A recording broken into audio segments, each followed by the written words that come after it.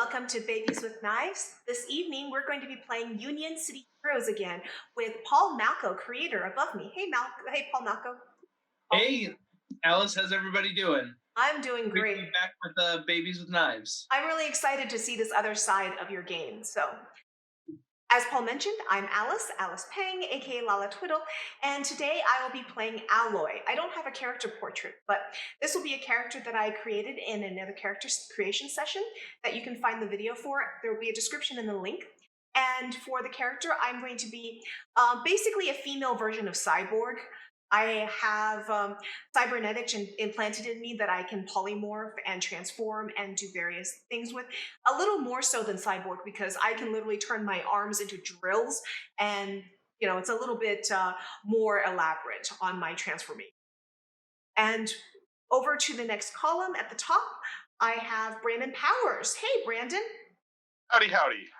I was supposed to play Spy Master, but I lost him, and I did not have time to reconstruct him because we do have a video record of everything that I've chosen. So instead, I will be playing the mighty Odysseus.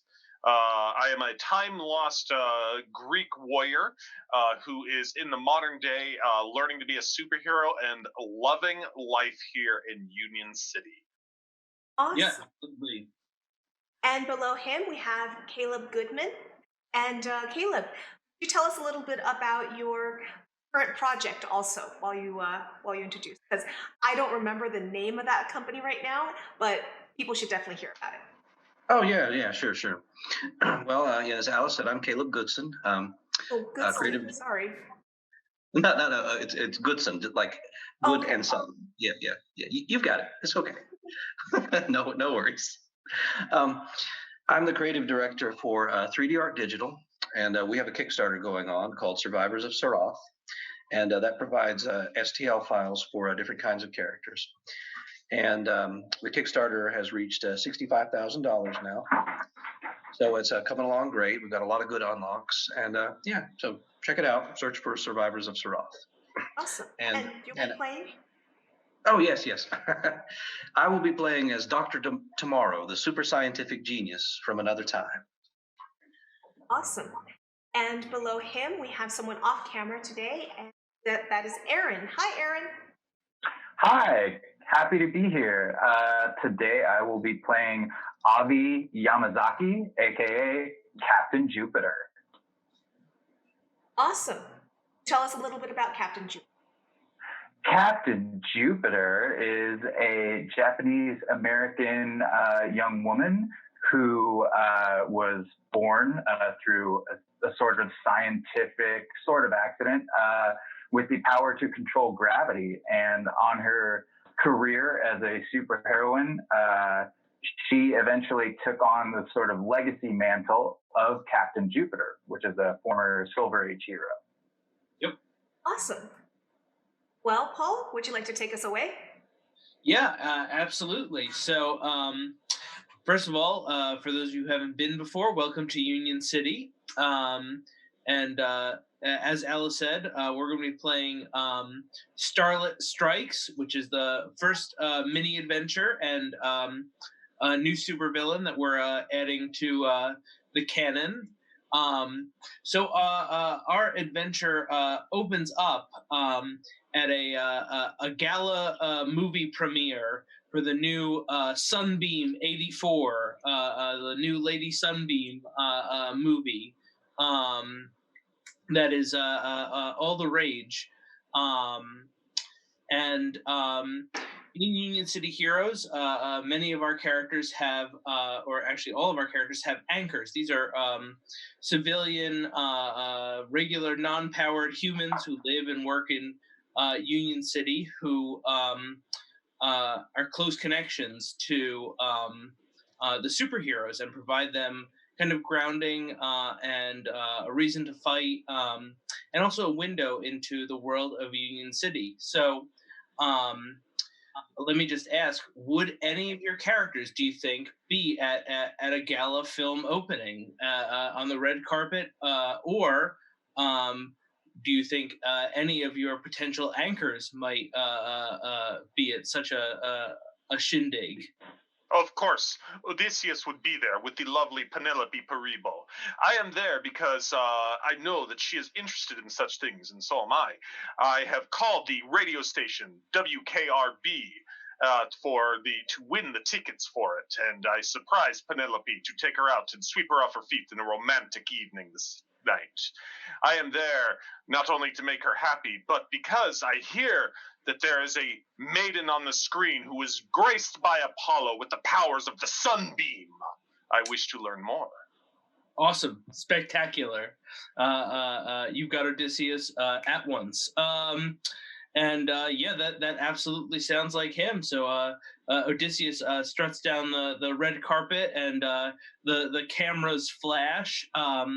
Is he wearing his normal casual attire, or did he get dressed up, or?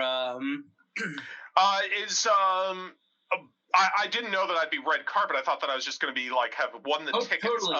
because I don't know that Penelope is associated with the might of Odysseus. Sure. So you guys are kind of watching from the crowds as some of the celebrities come in and are excited to. He is not that handsome. Yeah. I'm going to say that I think I would be there, and I would invite my lab intern friend, best friend, Becky, to attend with me. I would say that I was either a stunt person coordinator on the show, on the movie, or there was a hiccup on the tickets, and I got invited because, computers and I kind of talk. And so suddenly, the radio station, instead of giving away 6 tickets, gave away 4, and the other 2, I don't know. And got bumped up to VIP and everything. Yeah, awesome. Yep, I'm definitely there. How does Alloy look when she's out in public? So at the moment, if I'm on a red carpet event here as the stunt coordinator, I would be basically in a nice long sleeve gown with as little of my cybernetics showing as possible. My face still would have some. My hands, if they see it, but my hands will be actually hands right now and not other body parts. And so I'd be in a nice flowing gown, one that the sleeves could hang over my hands so that they could hide that, and otherwise it's pretty form-fitting because I do have a decent, hourglass on that. So whoever dressed me, the stylist, would be very much going, you have to show that off, because we know that that's unfortunately the way things work. Yeah. And that's what it would be like. As for color, I would probably say blue, given the way that she looks. And I have long, very long, dark brown, almost black hair on the character with waves to it, like big curls permed in. So they would have her leave it down. Awesome. And she's getting a fair amount of attention from the cameras. People wondering who this mysterious woman is with the hint of robotics about her. And it's messing with the camera flash a lot. Awesome. Cool. So people's digital cameras are like, hey, what's going on? All the pictures of her just erased. No, not erased, but it's all messed up. It's all digitally messed up. Oh, cool. Dr. Tomorrow or Captain Jupiter? What do you think? Is this your kind of scene or not? Don't worry about it if it's not, because you can... Well, I could see Avi being there, but I also see that she is a barista, and I know all too well having to be at work while things are scheduled for other people to have fun. Sure.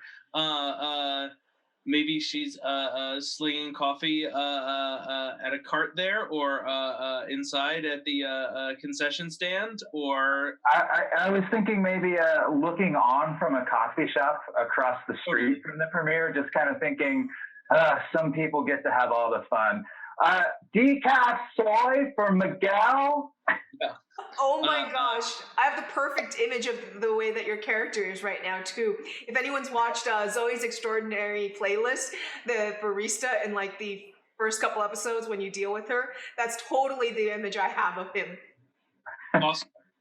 And we all know that the barista would pronounce that midge wheel. I was going to say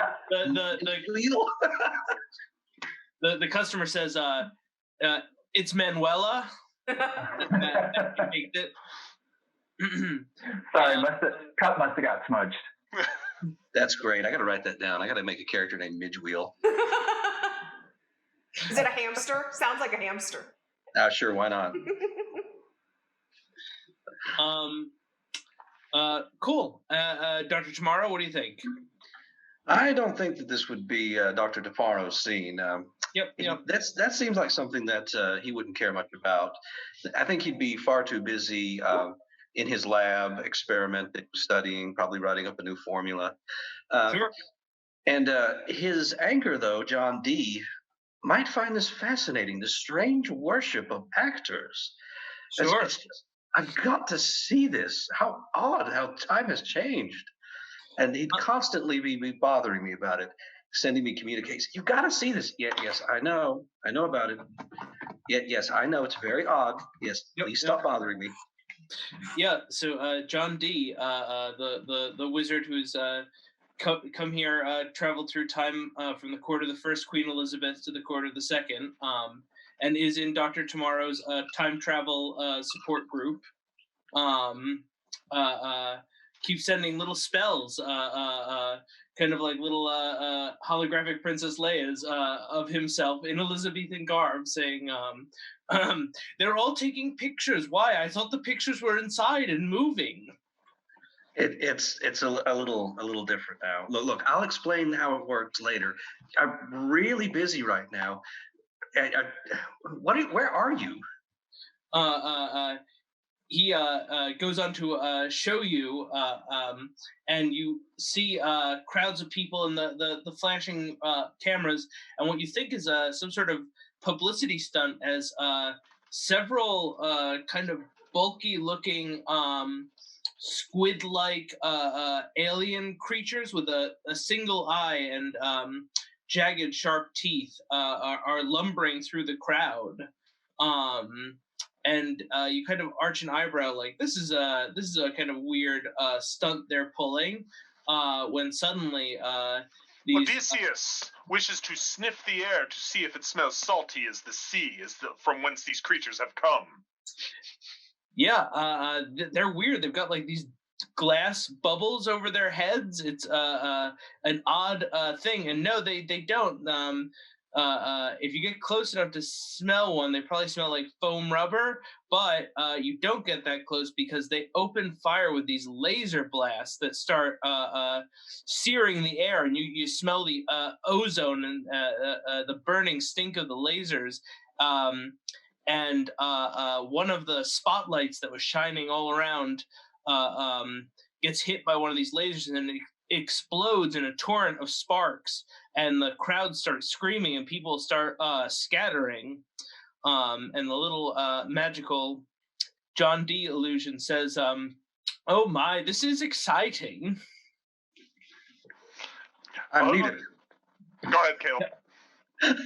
I am needed. Time to show people Dr. tomorrow. Yeah.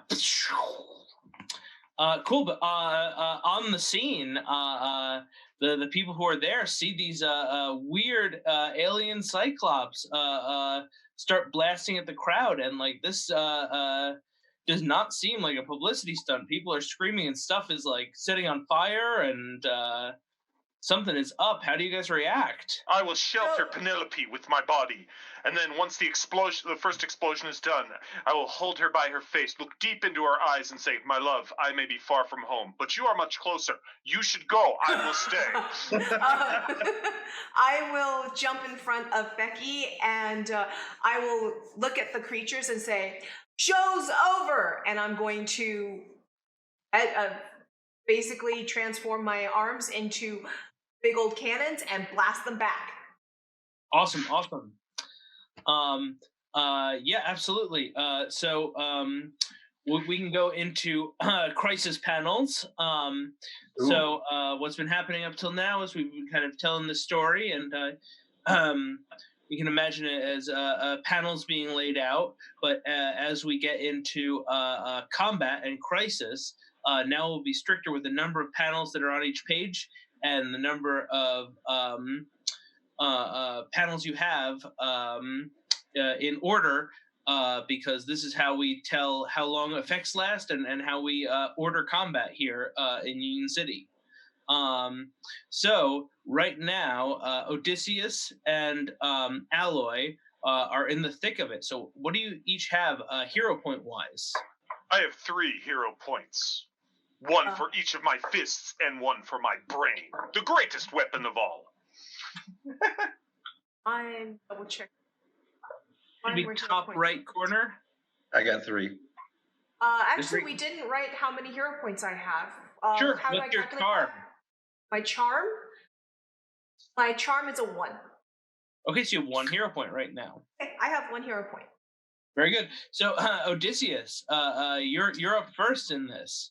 You've got a panel all your own. So what do? There are about 8 of these one-eyed green creatures.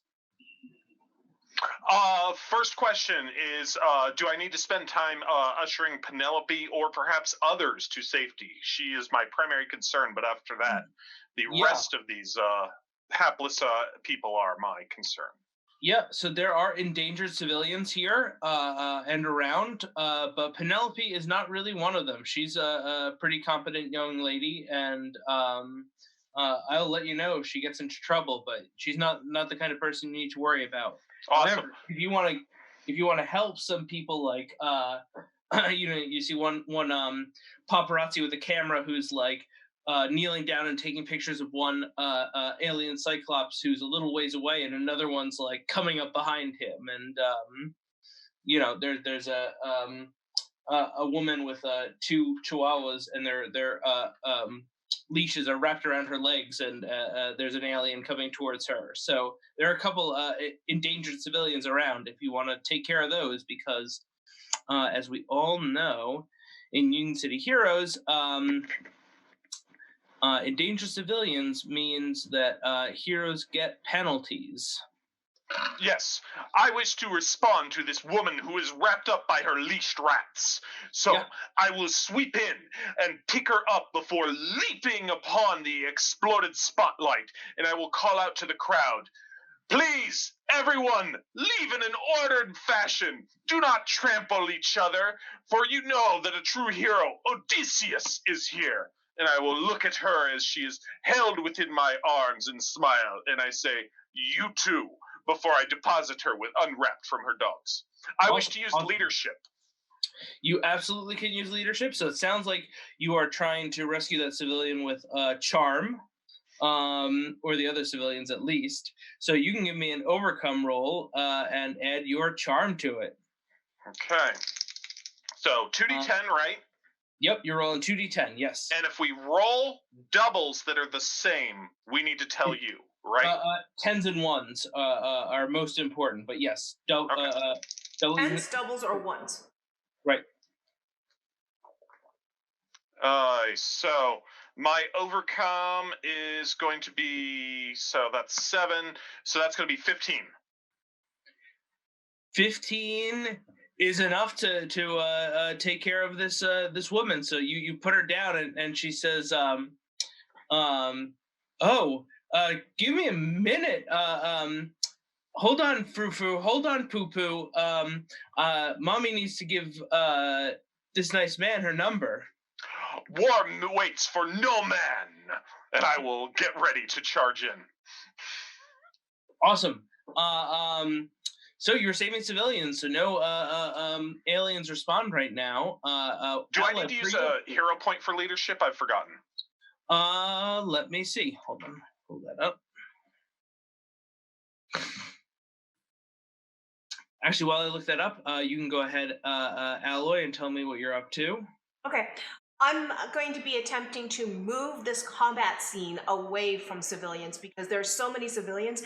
I don't think I'm going to be able to single target, single move them around. So my intention is to blast blast force cannons out and move this combat up the street where it's basically been cordoned off, because if you've got these red carpet events, several blocks are cordoned off, and then everyone's congregated in this one spot. So I want to move it up to that next block where we're still cordoned off, but there's nobody left. So are you trying to move the aliens, or are you trying to move the civilians? Aliens. I'm trying to move the fight. I am engaging the aliens and saying, "Show's over." Okay. So, and you're trying to move them by using force cannons. Use your force cannons. Okay, you're just trying to like bowl them over and like Yep. like a water like a hose, but like with your cannons. Awesome. Yep. So can you describe the aliens a little bit more to me? Yes, absolutely. And actually, if I can share my screen, I can give you a picture too. So that's what it looks like, huh? So that's what it looks like. Cool. So those are like tentacle legs that it moves around on? Tentacle, yep, mechanical tentacle legs that are underneath, and it's got this little like a harness rig, so a little bit of a Kangen Kodos almost, and like a kind of Mars Attacks kind of exposed brain type material. Yeah, I like the design. It's very retro sci-fi.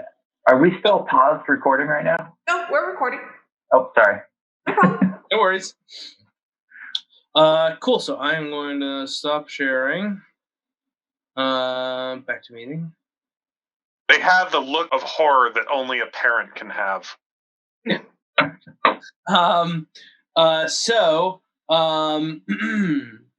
so that's what they look like.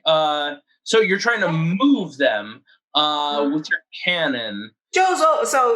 Looking at what they look like, I'll be like, I'll call out, "Show's over, extras. Try again next time." Okay, yeah.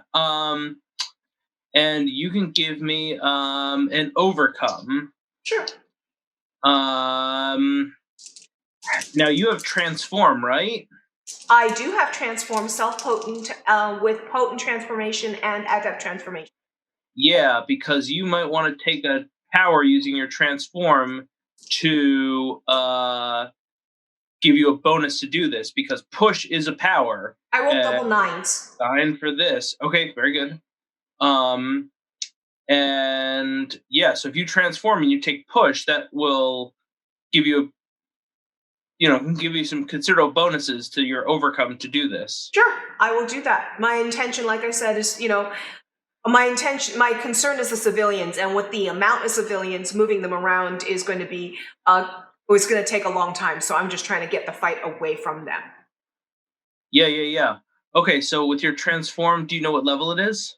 My transform is a level 3 rank 9. 9 ranks. Yeah. So you're gonna get a D6 plus 3, because you can just apply that bonus to your overcome here. Turning into the cannons to like blast them with it. Yep. And then I think you get ranks, so you could take a couple levels of push. You could take like I believe I can take 2 push. With the math. Yeah, with that math, I get to take 2 ranks. And I rolled double 9s, and so apparently I'm supposed to tell you. Yes. Combat chapter. Sorry. And that means you get. That's double odds. Collateral damage. So you potentially deal collateral damage. But my whole intention is not to cause collateral damage right now. That was really bad. But you can spend a hero point to avoid that.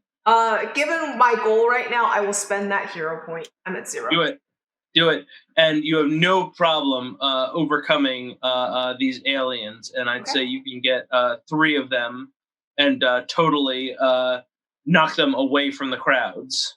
Like I said, they're extras, and we're done with them. Okay, and I'm going to, just how many are left of these aliens? That means there are 5 left, and several of them turn to you and start blasting. I have you were able to take a move and an attack, right? Yeah, sure, So absolutely. after that, I would have moved myself between where the current group of 5 are and where the 3 that I moved are, because my Mhm. next intention is to extend my arms and pick them up and throw them over the back of my head. So at this point, basically, they would be shooting away from the crowd. I want to make sure when they're attacking me that they're away from the crowd. Totally. These guys turn away from the crowd and start engaging with you. Awesome. So you can give me dodge. I have 2 dodge. D10 plus 2, right? Yep, that's it. Okay, I rolled a 7 and a 2 that time. So that is going to be 11. 9, and that's 11. So you are hit for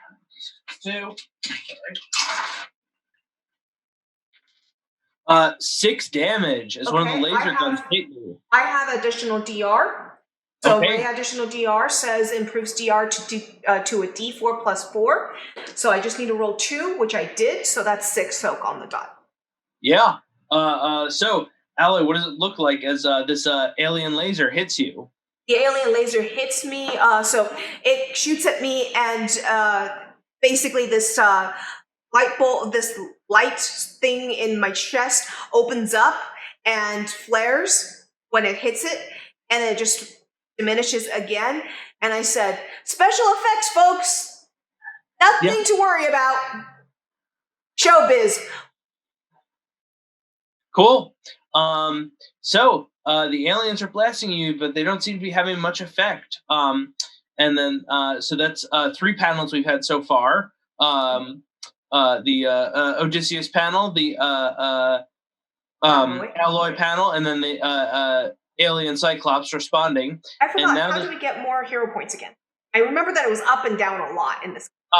Rolling a 10 gets you a hero point. There are other like archetypal abilities and stuff that give you more means of getting hero points, but rolling 10s. So awesome. Roll them up.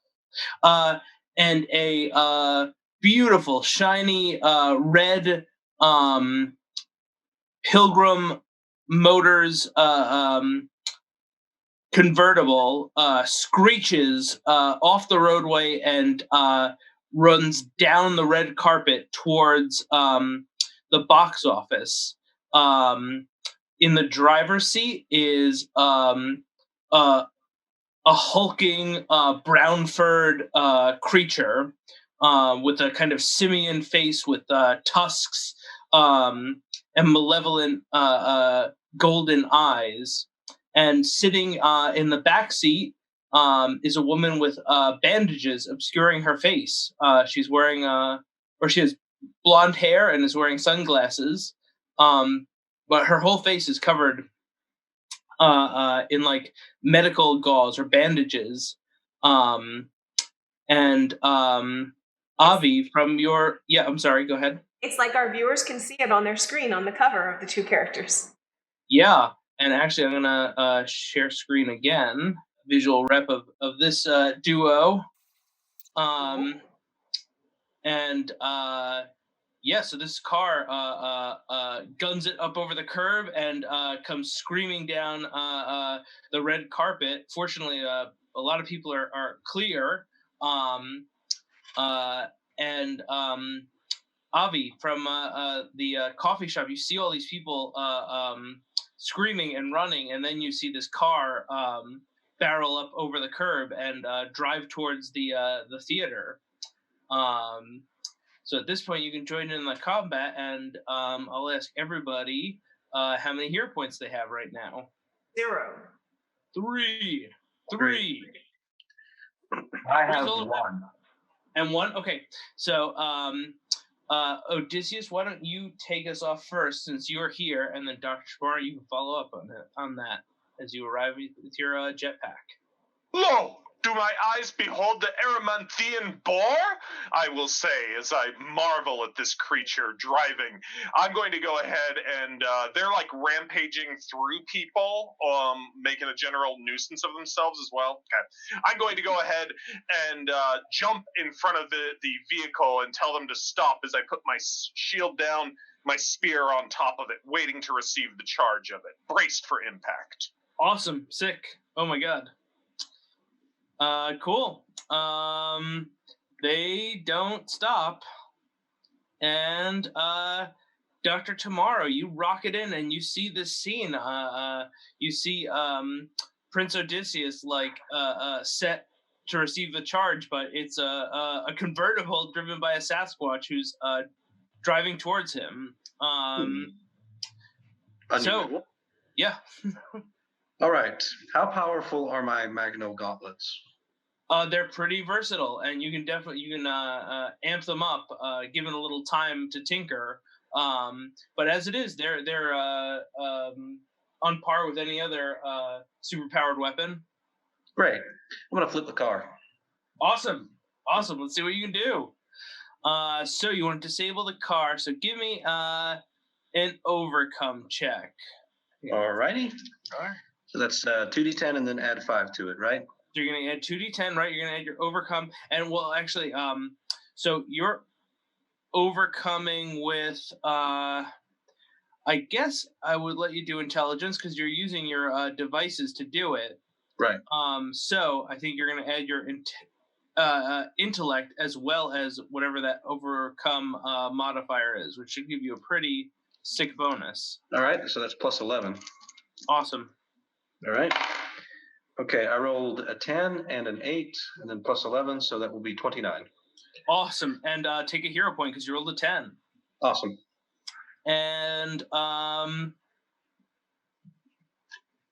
yeah, man, you hit the car with your Magno beams, and it starts to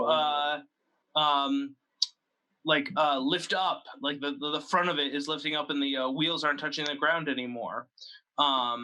In Union City, almost everything has grit.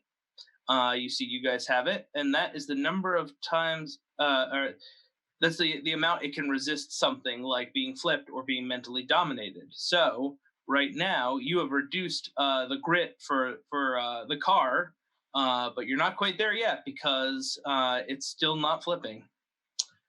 And can I assist or something like that with my gravitational control? You absolutely can, but I would also like to spend a hero point to add D6 plus 2 to that roll. You can absolutely do that, but you've already overcome it, so that it's not going to help you, right? Oh, so it's not necessary. Right. And yes, you can, Aaron. But the way Union City Heroes works is because the heroes always, or almost always, have the initiative. So Dr. Tomorrow went first, but because he included 2 villains in his panels, now they have a chance to respond. Gotcha. Dr. Tomorrow comes in with his Magno gauntlets and starts lifting up the car. And the back of the car lifts up. Yeah. And from the back seat, this woman with the bandages says, well, we can't have that. Take care of him, won't you? And the Sasquatch jams down on the gas pedal, bending it, like breaking it down into the on position, and then leaps up at you, Dr. Tomorrow. So you can give me a dodge. Okay. Well, can I react a different way? You can, absolutely. What do you got? Great. As a question, since I'm there set to receive and he sounded like he was gunning it, am I able to get involved in that reaction? Totally, absolutely. You are set to receive that charge. Okay. You guys can jump in on that. And there's plenty of metal around me, right? Yeah, sure. Yeah. Great. I'm gonna lift a manhole cover and punk. Yeah. Okay, totally. Yeah. So I would still say that's a dodge roll, but you can give yourself an inventive bonus to that. So with your inventive, you can use that. You've been in one panel before, so you can give yourself a +2 to dodge if you use your inventive point. I will. Okay, go for it. Roll it up. All right. Okay, so that is 12 plus 8 total, so that'd be 20. Ooh, nice. That's 20. I think you should spend a hero point because you are just going to get hit on that. Then I shall spend a hero point. Wow. Do it. I don't want to deal with this guy. My dodge isn't that good. Yeah. So Sasquatch leaps up in the air. Dr. Tomorrow pulls a manhole cover from out of the pavement, which flies at Sasquatch, who tries to like barrel through and get him, but Dr. Tomorrow amps up the power on the Magno Gauntlets and sends him careening back to the ground. Odysseus, what's going on with you? The car's almost at you, and Sasquatch is falling back down to the ground. Oh, okay, so he jumped out of the car after basically breaking the pedal. Yes. Gotcha. All right. Well, I am there to receive the car. I'm going to go ahead and if it's already kind of floating up in the air, I'm going to go ahead and try and get under it to use my shield to bank it, basically, to crash into the building next door to me. Whew, okay, all right. I would say that's difficult because you're just a dude and this is a car, but I'm into it. Odysseus is not just a dude. A dude is who's someone that you meet in high school or at the barista place. Odysseus is a hero. Very true. All right, hero, let's do it. All right, so this is an overcome? Yeah, and I guess you're using combat to do it.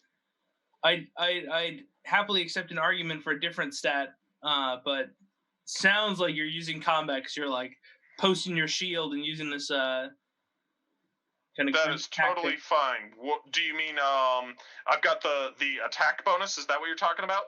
So no, I'm saying. Oh yeah. When you roll this, you're gonna roll your overcome, and you can add one of your stats. So. Just because I'm looking for combat on the sheet to know what I'm. No. I hear you. No, I guess what you'd be using is, I don't know, intellect, strength.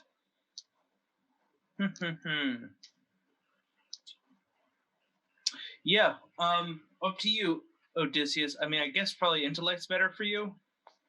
That he's calculating. Intellect is the exact same as my strength. So go for it. Either one, give me an overcome using whatever that. Since I am a hero, I will use a hero point. Very wise. And so I am a shining star. I can, before any roll, burn a hero point to add d6 plus 2. Yep, awesome. Come on, 2 10s and a 6. Well, I got 1 10, I got a 4, and I got a 5. So 14, awesome. 19, 21. And you got a hero point. 22, 26 total. Damn. I'm Odysseus. 6 on the car. Yeah, man. The car flips. It loses that last grit. And between Odysseus and Dr. Tomorrow, that bad boy hits the ground and sparks fly as it careens on its side, skidding to a halt before, it doesn't hit the box office. Huzzah, Professor Futurissimo! Brain and brawn come together. And Captain Jupiter, at this point, you can jump in. Yes. So having run out the back door and flown over the building, are we still worried about a crowd, or has that kind of dispersed? The crowd is largely dispersed, but there are still a few stragglers. Helping them would be a good thing, but hopefully they'll get out of there on their own. Well, I notice I have it says shield and huge. Is that like a force field type of thing that I can manipulate, or is that what that is? Okay. So I would gravity shields. Yeah. Great. So I would like to set up, sort of like a wall, a force field, and just slowly nudge that barrier back against the crowd that is not quite dispersing. And as I fly in, talking to Odysseus, I say to Odysseus, by barista place, do you mean coffee shop, dude? Yes, I am not just a coffee shop dude. And I'm not sure if I can do anything else, but my main priority is protecting the civilians while all this is happening. Yeah, absolutely. Yeah, no problem. You do that with that huge shield. It's no problem to, especially since Alloy already set you up to parcel off the civilians from the alien Cyclopses and these other two goons. Yeah, you're easily set up to shield them and take care of the rest of the civilians. Excellent. So getting out of the car, kind of like rolling away from the back seat, this woman with the bandages on her face stands up and says, really, that wasn't very nice. And she is going to she's going to pull out a gun and she's going to shoot at the flipped car in an attempt to get it to blow up. Oh, she gets 10. 15.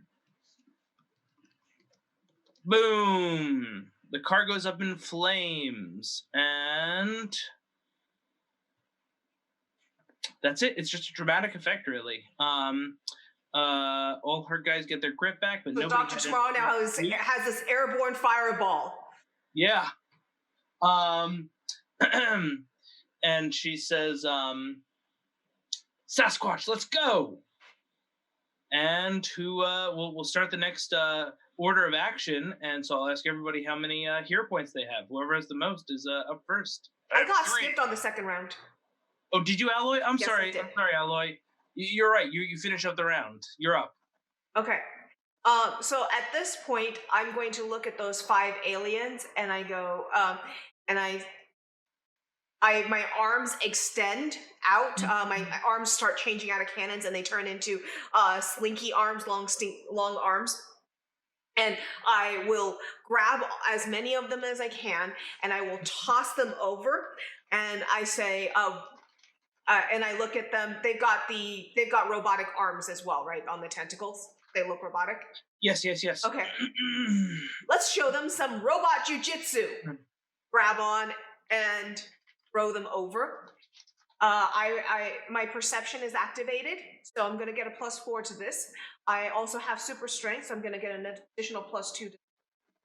Awesome. And if you can transform again, I forget. Do you need to spend hero points to transform or no? No, I didn't. I bought it so that I didn't have to. Awesome. And adept. Yep. So, So if you want to grab multi-attack, you can get a couple of them. Let me see that's how my many. plan. I just need to go scroll up to But just multi-attack one. again. So But, you can attack two of them. okay, great. And so that's +6 to my attack roll. Do I have any other bonuses that I know of? Do I add my strength as well? I forgot to ask. Yeah, of course. Okay. Yeah. I forgot to ask my modifier last time. So cool. So that's going to be +11 to my roll. And what does multi-attack do exactly? Let's look You at can that. attack because you can afford 1 rank. You can attack 1 additional target. Okay, so I'm going to grab 2 and throw them over to the other side to get them away from the crowd, dispersing crowd. I rolled an 8 and a 9, so not doubles this time. So that's 17 plus 11. That's 27. Awesome. Or 28. Sorry, 28. Yeah, big time. Yeah, and can you give me a damage roll on that? Unless you're just trying to overcome them. Like I said, I want to throw them over. My intention is to throw them over. Oops. And I'll do that damage. If I can do the damage and have them move to the other side. Yep. Okay. I did. Oops, wrong dice. No problem. 7 damage. Yep. So, phew, you send them both flying, Okay. and they scream. And actually, let me roll. And I look at them and I go, "That's not how you Hollywood scream." And to spare our viewers, I'm not going to do it, but I'll do a high-pitched horror scream like a little girl. Yep. And one of the aliens goes, "Larry! Oh no, Larry!" And those aliens will respond. There's 3 left, and they're gonna shoot at you, Alloy. So you can give me 3 dodges. 3 Please. dodges. Okay. Choo-choo-choo. So, question. My perception, does the bonus shift for each panel? My perception, yeah, I'm able to, for each roll, it said... Yes. Okay, but, so I can shift it. Yes, but it's only on your panels. So you Right. need to... Yeah. This is still my panel because they're reacting to me, right? This is their reaction. No, this is their panel. Oh, okay. So I can't shift it to the dodge. Correct. You need to, like... what you need to do on your turn is to be like, I shift to, like, my sensors to, like, get the dodge or whatever. You know what I mean? No problem. Yep. Totally get that. I rolled a 10 and a 2, so I get a hero point, and I have a total of 14 on my first dodge. You dodge? Okay, my second one is a 13. Their attack is a 12 right now. Well, my second one I said I was a 13 or something, but my third one is double 10. Woo! Damn, grab 2 hero points. Yeah, so I guess I succeeded that one. That was kind of a waste. I would have liked it on a boss or something, but... Well, you still rack up the hero points for it as these guys try to blast you. But Alloy, what does it look like as these guys shoot at you? Well, I'm moving around a lot, and the sleeves of my shirt of my dress come off. And at this point, basically, as I'm moving around, instead of hitting me, they just shred my dress. And I go, I rented this. Do you know how much I owe now? So my dress just got shredded. Yeah. Awesome. Cool. And then that brings us to the top of the order, which I think is Odysseus. I have at 3 hero points. Oh, okay. You guys are tied then. And also 3. Damn. All around. Okay. So you guys are all heroes. So you decide whoever goes first. The woman who is has a damaged dress, by all means, never get in the way of a lady. Ladies first. Sure. So at this point, I will grab the other 3 and throw them over. So I'm going to activate my super strength. I'll keep it on my attack, on my plus 4 to attack, on my perception. And yeah, I'll do that then. Let's do the same thing and with the multi-attack. A 7 and a 7, 14. So 14 plus 11 is 25. 25, and you create collateral damage. Just realized 7 and 7, that's doubles, isn't it? That's what I said. You create collateral damage potentially. You can spend a hero point to avoid that. I'm away from people at this point, so I'll take the collateral damage because I'm away from the crowd at this point. Yeah, no problem. So as you grab one of the alien cyclopses, one of your arms digs into the pavement and sends concrete scattering, but nobody gets hurt. It's just a big gouge in the sidewalk as you send the alien cyclops flying. Okay. So 2 more minions. It sounds like. Sounds like 2 more minions. Just give me damage. You're gonna do a minimum of 3 damage, right? I definitely do a minimum of 3 damage. If I do a minimum of 6. Yep. 2 more go fly. Sorry, minimum of 5. Okay. 4 minions are down. Yeah, and they're all. Oh no, they do get a response this panel because this is a new order. So one more, and so I'm just piling the fight over on the far end, but they land on the other side unconscious apparently, and I don't even notice. I'm dealing with these guys. Yeah. So Larry, how many airy characters can we come up with, guys? I don't know, but this last alien cyclops charges you, Alloy. Blasting his laser rifle, going for Barry. And you can give him one last dodge because I don't think he is gonna be. Ooh, that stinks. Your breath stinks. Yeah. 10 and a 1. So get a hero point. But you're gonna escalate. Oh, there's nothing to escalate. She'll grab a villain point. Okay. Okay. So 10, 1 plus dodge. You're good. Okay. They've only got a 12 attack. So, for those of you who haven't played this before, just like with 10s where you get hero points, when you get 1s, you potentially escalate conditions or challenges. So if there were still civilians around when she rolled that 1 right now, that civilian would have been potentially in more danger or could have been hurt, at which point the penalties applied for having an endangered civilian would become permanent for the rest of the combat. But because there are no more civilians, there's no conditions or threats, that one will just rack up a villain point, and we'll move on from there. There are a lot of numbers that we have to make sure we relate to the GM. It's basically just read out your dice every time. Yeah, I'm going to say all my numbers. Are the big Yeah. ones.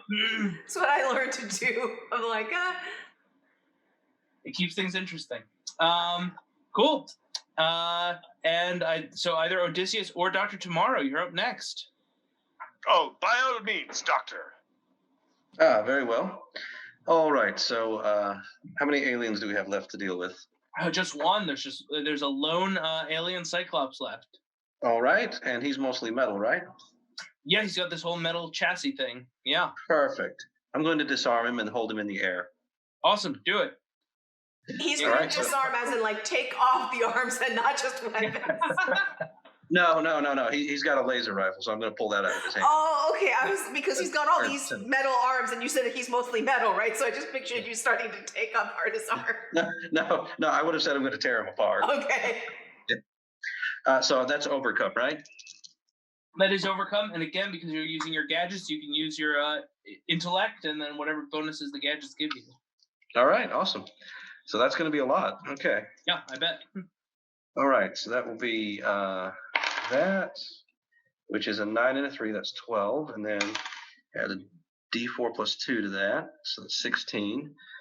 Then 11 total for my intellect and my overcome, so that is 27. 27. Easily done. You take away his laser rifle, and he shouts, "Oh man!" Okay, can I crush his laser rifle? Just Yeah, absolutely. primitive technology. Yeah. It is really primitive technology, actually, Dr. Tomorrow. Like, it certainly doesn't seem like alien technology. You're sure of that? Just special effects. All Yeah. right. It didn't hurt me at all. I think we should question the only conscious alien we have now. Yeah. Odysseus, what are you up to? Mr. Malchow, please be my muse and paint me a picture of the scene we are in. Yeah, absolutely. So right now, the crowds have cleared.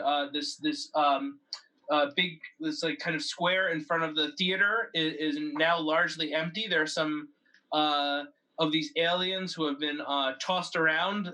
Some laying like at the far end of the square. Yeah, they've just kind of been unceremoniously tossed around. Like one's laying across the broken spotlight. Like one's crashed on top of the hood of a limo. The car is blown up and burning. And the woman in the red coat with the bandages over her face and the Sasquatch are fleeing on foot. I will speak after the two that are fleeing. Yeah, absolutely. Yeah, what do you want to do? Just chase them down, or? By all means, I wish to try and jump quickly after them to use the local terrain as a hunter stalking through the night. What's your maneuver like? 1. Oh, okay. So Odysseus takes off after them, but these two seem to have the edge on him as far as speed is concerned. Which brings us to Doctor! Follow me! To Captain Jupiter, who can and does, in fact, know how to throw Odysseus. But yeah, so you're up. You're up, Captain Jupiter. Okay, well, my plan was to also chase the fleeing Sasquatch unarmed. I assume still armed woman with the bandages, right? Yes, she has a gun, yeah. Yes. Now, would I be able to target both of them if I was trying to stop them? Yeah, that would make it difficult, which it would increase your DC, but well, that's okay, because I have another idea. Okay. What I would like to do is actually the gun that the woman is holding. Yeah. Let's just make that super, super heavy. Sure, you can absolutely do that. And I fly after them and I say, all right, hands down, everyone. And I apply that gravity, that weight to the gun, hoping to pin her in place. Yeah, no problem. Give me an overcome roll for that, but I imagine you're gonna literally and figuratively crush that. Okay, and the overcome, so I'm rolling the 2d10 and adding... You're gonna add, if there's any miscellaneous bonuses for overcome you have, because I think it's... a d6 plus 8 to overcome with gravity. There you go, and that's exactly what you're doing. So you're So gonna... 3 dice and then add 8, yeah? Yep. Cool. All right, I got a 5 and a 6 on the 10, so 11, plus a 6 on the 6, so 17, plus 8 is 20. 25. Yeah. 25, yeah. Awesome, which I think is enough to overcome her. What Hey, is while her- you're doing oh, that, no. Paul, you need to warn me and give me a warning before you switch because I need to switch scenes every time you switch to share.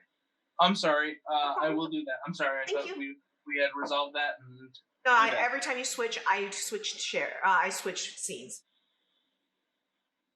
oh, she gets a 1 and a 3, and so totally, her gun drops from her grasp and crumples as it hits the ground. Yeah. Excellent. Is she held in place, like still trying to grab onto it? But I No, wasn't. she lets go. Oh, all right. I'm sorry. I thought you were trying to like disarm. No, I was actually just trying to make it heavy enough to where she would be, like pinned under the grip of the pistol. Oh, sure. I got you. Yeah, you could do that. Cool. So she holds onto it, or like she's either hooked onto it or holding onto it, and she's like dragging it along. She has more grit than her gun does, but yeah, it definitely is hobbling her, to be sure. All right. And she says, none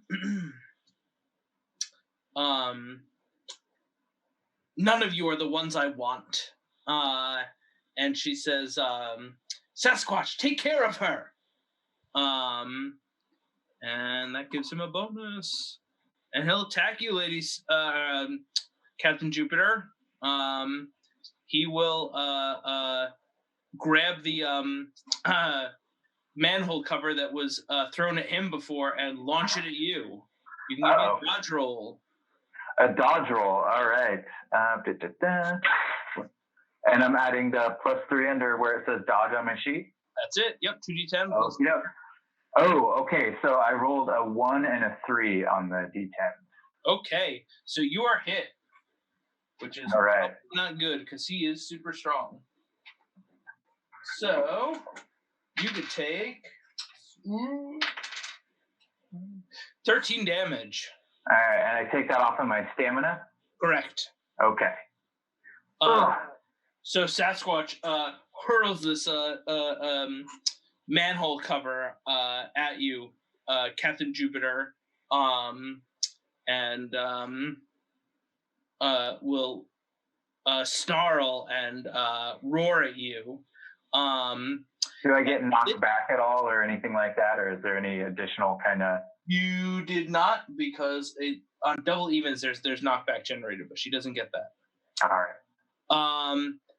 She just hits you with the manhole cover and or he. And at this point, any of the characters, probably not Odysseus, but potentially Captain Jupiter and maybe Alloy, you tell me, if you're a movie buff at all, would recognize the Savage Sasquatch from the films of that name.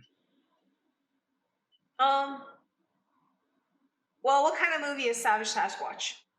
I recognize him from the 12 Labors of Hercules. Yeah. If it's a bad movie, I feel like she would know it. More like Texas Chainsaw Massacre or so, yeah, no, not so much. Oh yeah, Ricky Corman's Sasquatch series. Yeah, exactly. Yeah. That wouldn't be the series that I would really know. Yeah. So, Captain Jupiter, you're like, that's Sasquatch, like from the movies. This is like seeing, Pinhead or Freddy pulling off a heist. So he just threw this manhole cover at you, and the woman in the bandages continues to try to run, though she is hampered by her super heavy gun. Which I think brings us to the end of the order, right? I think that was everybody. Yeah. So top of the order, and whoever has the most hero points. I still have 3. 3. I saw Yep. 1. Womp womp. There you go. I have a rock. Hero's choice. Who's up first? Go ahead, my lady. Well, let's go the reverse this time, or let's go with the 2 of you first, and then I'll go third. Sure. Am I closer to them now that Sasquatch has turned to engage Captain Sasquatch, Jupiter? Yeah. I want to jump upon this savage beast and use my spear to bring it down. Do it. So, He's 2 got d10s. My bonus to the spear is +9. And I have an 11 on dice. So, 20. So his dodge is only 15, so you hit him. Okay. So, damage is d6 +7. Yep. So that's, And that is going to be 13 points of damage as Odysseus, with a roar, jumps up, projecting the shield in front of him, comes down, and then the spear follows in, biting into the hide of this creature. Mm-hmm. And you feel like how thick this flesh is. It's like monstrous or rubbery. But your spear definitely does hit pay dirt under all that thick hide. Okay. Come, Mr. Pigman, let us dance. And Sasquatch just roars at you as it grabs at the spear, which is embedded into its chest. Cool, and he gets to respond since you brought him into a panel. And he will. He's going to try to grab you and smash you into the ground. So give me a dodge roll, Odysseus. Odysseus has a 21 for dodge. That's good enough. So tell me how you avoid getting captured in the hands of the savage Sasquatch. As he grabs my spear and, pulls it out while swinging at me, I bounce his hand off the shield, tuck and roll, picking the spear back up and trying to set him up basically between myself and Captain Jupiter. Yeah. Which I think brings us to Dr. Tomorrow. Or Alloy, whoever would prefer. Doctor first. Dr. Tomorrow? Yep. I think Alice is eating. I'll go ahead. Give her a little time. I said reversed order, so. And I can play okay. it. But yeah, That's fair. order this time. All right, so I'm looking down. I see Odysseus struggling with the Sasquatch. I look over and I see the bandaged lady kind of struggling, and I said, she seems to have that in order. I should help my compatriot here. All right. I've still got the unfortunate minion suspended in the air. You do. I am going to whip him around and fling him at the back of Sasquatch's head. Awesome. Yeah, you can give me an attack roll, and you can use the minion to do that. So you're just your normal attack roll. All right, where 15. would that be? So you can use your aim plus 2d10s. If you don't have any other bonuses. As Dr. Tomorrow, probably not. But if you want to use a couple inventive points, you can get, because this is 2 panels, so if you use both of them, you can get yourself a +4 to that attack. I think I will spend a hero point and use Shining Star, so I get a d6 + 2 to the roll. Oh, you too are a shining star. Brilliant like the sun. Fated. Yeah. Okay. So that is a 6, a 2 for 8, and then another 6 for 14, and then +2 is 16. 16 on the dodge, right? Oh, I'm sorry. On the attack. On the attack is enough by 1. Yeah, do it. So you you can add an extra d6 damage for the minion, and that will be dealt to both the minion and to Sasquatch. Okay. That plus whatever your normal damage is, which is probably a d4 plus 1 at this point, unless you have some sort of bonuses for your Magno Gauntlet. It's a 2d4 plus 1. There you go. So that's 6 plus 5, 11 damage. 11 damage. Awesome. Again, he seems to take slightly less damage than you would expect him to, but it's still a palpable hit. Yeah. You're going to help me. But he is a class 2 villain, which means he gets another response panel this order of action, which he'll use on Odysseus. You can give me another dodge roll, buddy, because he's giving up on you. Good. Odysseus does not want people to give up on him. Perhaps Odysseus should have quit while he was ahead. 14. That's usually the way with him. 5 and 1 and 6 is 10 damage, Odysseus. 10 damage. I have defenses. So, I get a D4. Let me find one. There it is. D4 plus 7 because I take it in my least vulnerable part, the helmet. I have a shield and some other things too. You do. So I soak 10. How much did you say? I believe he did 10. So awesome. That's kind of what I thought. Yeah, you're good, buddy. Awesome. His claws run through the mane on my helmet and all, and it makes me look like a L'Oreal commercial. Yeah, that's his monstrous paw fists grab at your shield, and like you see the big bulky fingers coming around the side, and you're like, this guy isn't as strong as he looks. Which brings us to Alloy. Alloy will now look at Dr. Tomorrow and says, we have a real star among us now. Excuse me. Turn around and go chasing after the Starlet. Actually, Sasquatch. No, I'm going to beat up the Sasquatch. I don't want to leave him by himself. Thank you. Yeah, he's got Odysseus and Dr. Tomorrow, but he still seems to be doing pretty well in the fight. Yeah, so what I'm going to do is my senses are going to stay on attack. Yep, good. So I am going to be honing in on his, on his weak parts. So seeing that maybe he's got a limp in his leg or something like that, or maybe one shoulder's bigger than the other and he's like trying to carry himself almost like Hunchback. But I'm looking for his weak points. I'm going to super strength, and what I'm going to do is basically just grip him with my already extended arms and start to tighten and constrict him. Awesome. Cool. I got a 9 and a 5, so that is 14 plus 11, 25. Yeah, no problem. Roll up some damage. Okay. That's D4 plus 5. That is 7 points of damage. Awesome. 5, 6, 3. Yeah, and you see your arms as they wrap around him are digging into him like a python. And he is out of reactions for this order of action because he only gets 2. Okay. Which brings us to Aaron. What's going on with Captain Jupiter? Captain Jupiter.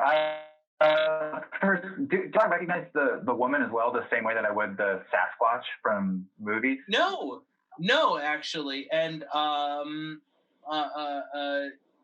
she doesn't seem familiar at all. The alien Cyclopses do seem like something you've seen before in like an old movie poster or something, but this woman doesn't look like any iconic film adaptation.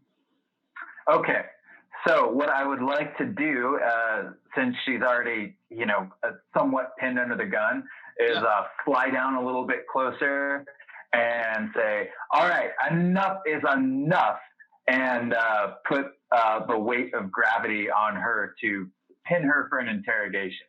Awesome, do it. You've already got one of her grits reduced. Okay, is this an overcome? It is an overcome. Yep.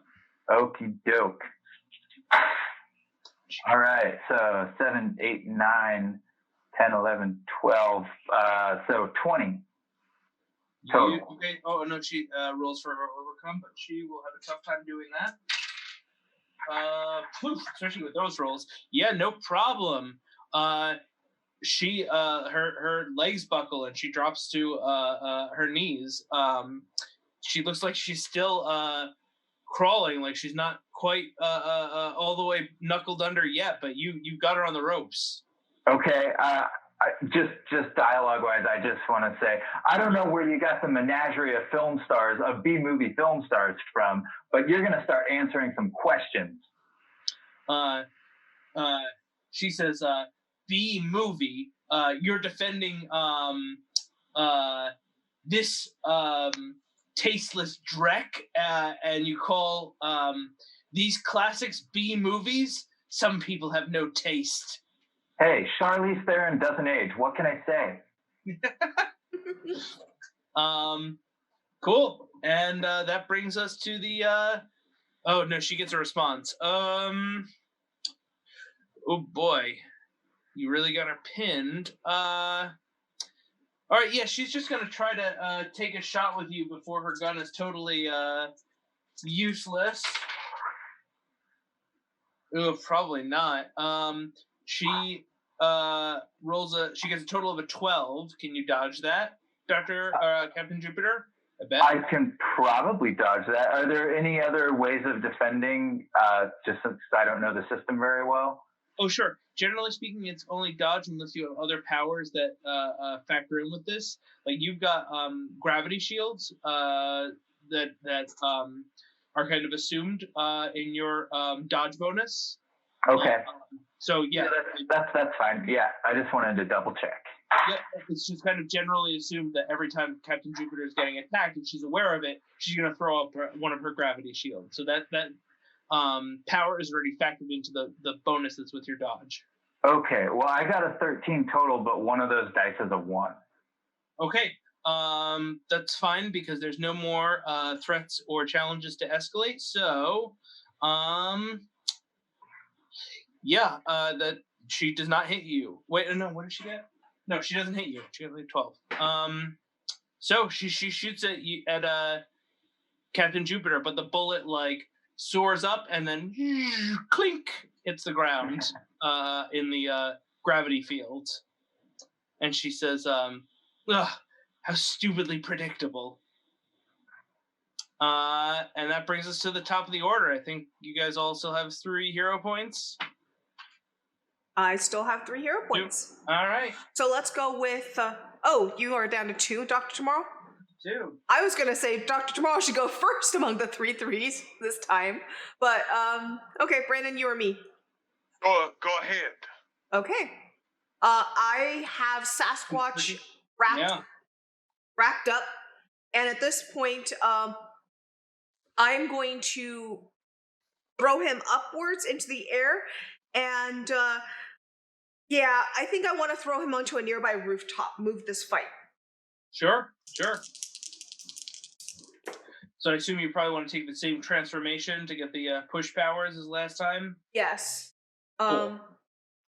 So in this way we get away from the street and the other stuff a little bit. So 8 plus 5, hold on, that's 8. 8 plus 5 is 13, plus 11 is 24.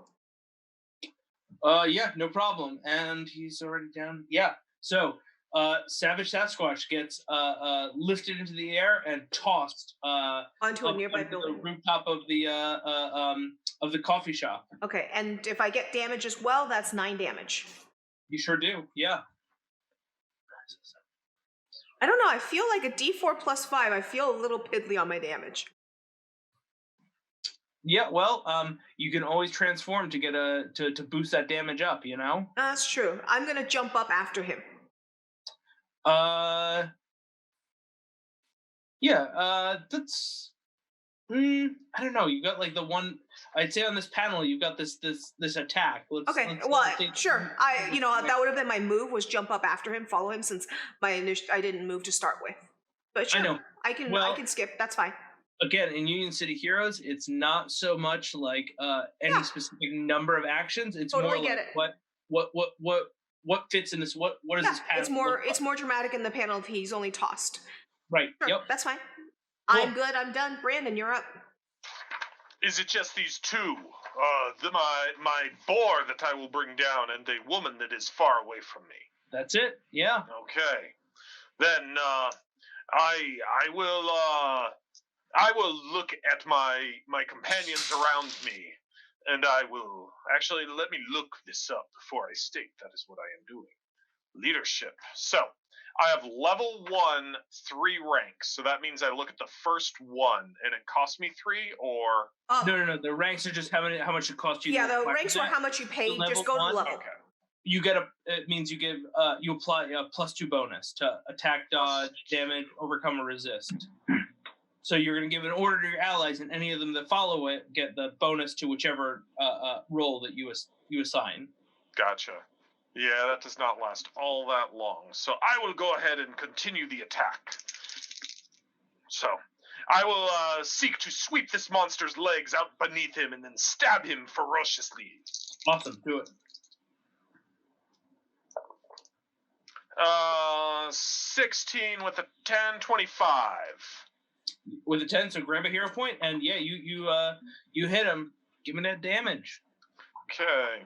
Can I Shining Star on damage? Sure, you can. Absolutely. Cool. I'll just go ahead and use that hero point. So 19 damage. Holy Christmas. 17. Oh, Sasquatch looks brutally wounded. You are not the first beast that I have fought, and you will not be the last. But today, your day ends with Odysseus. And the Sasquatch growls and then grabs the wound where you just stabbed him and says, "Damn, dude." Cool. Which brings us to Dr. Tomorrow. Oh no, Sasquatch.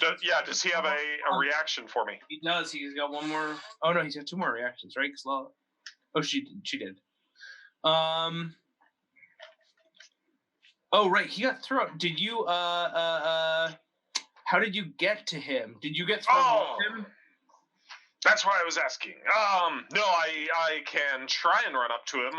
Do I need to make a maneuver or a chase check, or would that be my round basically? Maneuver, but that puts him way out of your range unless you use your hero point for the maneuver. Can I throw my spear? Oh, totally, you can. Absolutely, you can just. Cool. Let's just go through the spear. Yep. And then I'll go and recover it later. Yep, 100%. Cool. And yeah, he's gonna tear the coffee mug off the sign and hurl that at you, Odysseus. And so you can give me a dodge. Okay. I have a 10 and a 2 plus 9, 21. And you dodge, man. What a champ. Yeah. I'm champion of the people. You stand there for a moment and then do the sidestep as the sign comes crashing down past you. Cool. And that brings us to Dr. Tomorrow. All right. So is the spear still in him? Sure, absolutely. If you want it to be, it absolutely is. What's it made of? It's got a metal tip and a wooden haft. Yeah. All right, good. Yeah. I'm going to push that spear right through him. Do it. Oh, that's got to hurt. Yeah, man. All right, so what am I doing for this one? Is it overcome? You can give me an overcome or an attack roll, whichever one you prefer. Overcome, definitely. Yeah. All right. Okay, that is a 2, a 4, and then a 9, and then plus my intellect is 16. No, sorry, 15.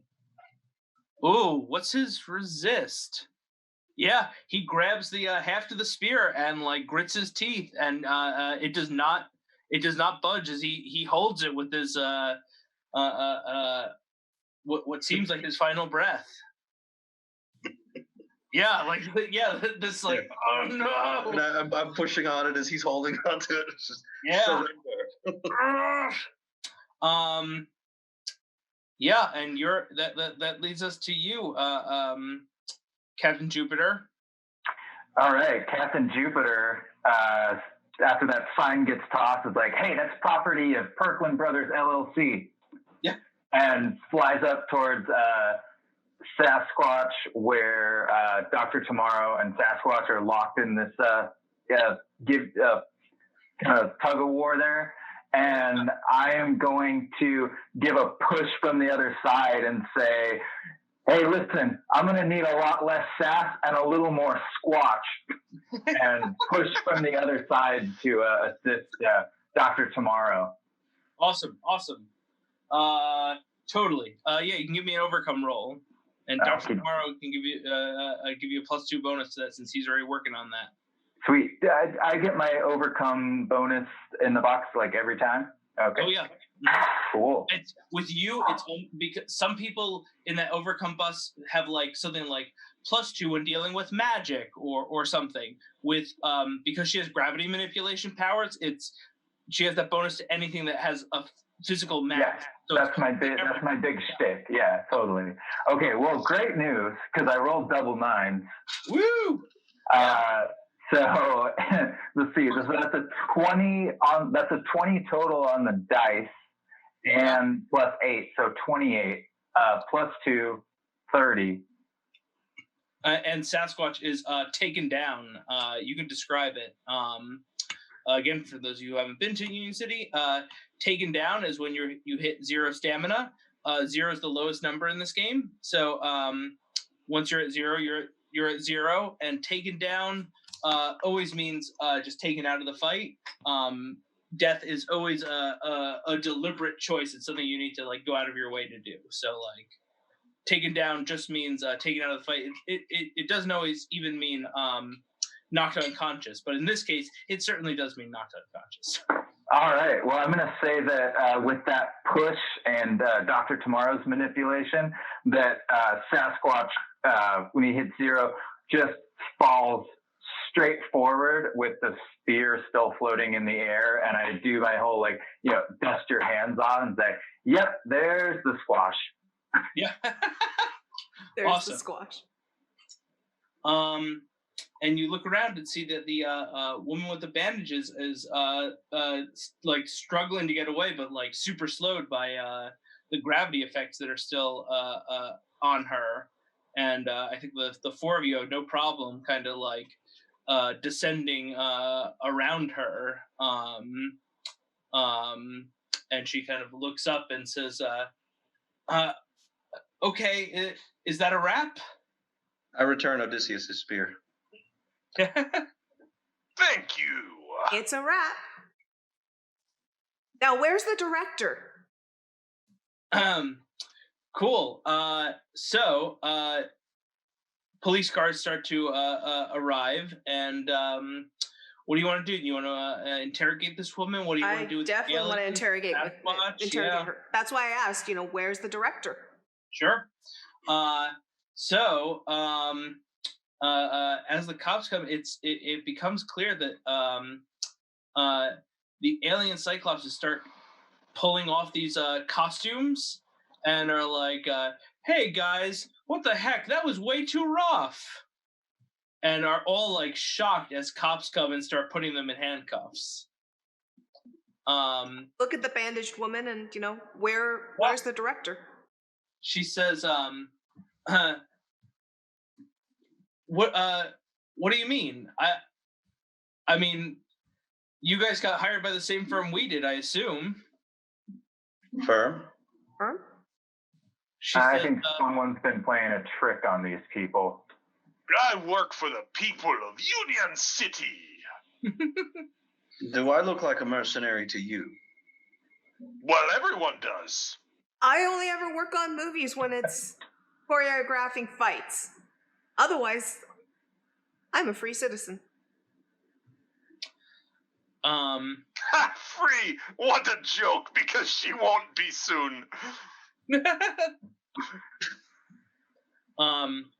So, she says, this is all a publicity stunt for the movie, right? No one warned us. She says, I don't know about that. And one of the alien Cyclopses says, hey, does this still mean I get my equity credits? Quiet, Barry. Yeah. No, that's Larry. I'm gonna magnetically pull up one of the rifles. Yeah. It is not a prop. I mean, it's certainly an alien, but it is a laser blaster. I mean, somebody spent a lot of money on that tech. Okay, I'm gonna walk over and blast the wall right next to her head. Yeah. Does that look like a publicity stunt to you? She starts pulling the bandages off and says, what? It's just special effects, right? No. No. Look at the wall. She says, yeah, but I mean, they could do anything with green screens now. There's no green screens on this block. She says, well, I don't know. Well, you're either a very convincing actor or a very stupid person. Or both. Yeah, my money's on both. Yes. All right. Yeah, I agree.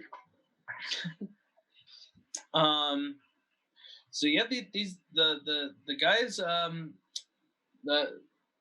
alien Cyclops, the Sasquatch, they all seem to have the same story, that they got hired. Where's the firm? What number? Get a phone number. Yeah, you sure can. Go to the location they were hired. Go to the office. You can. I want to find out how much they were getting paid. The guys in the alien Cyclops' costumes were getting like $250 for this gig. Okay. And again, they're like, what the hell, man? Like, you threw me through a wall. Well, you were getting 250. Now you're getting 5 to 10.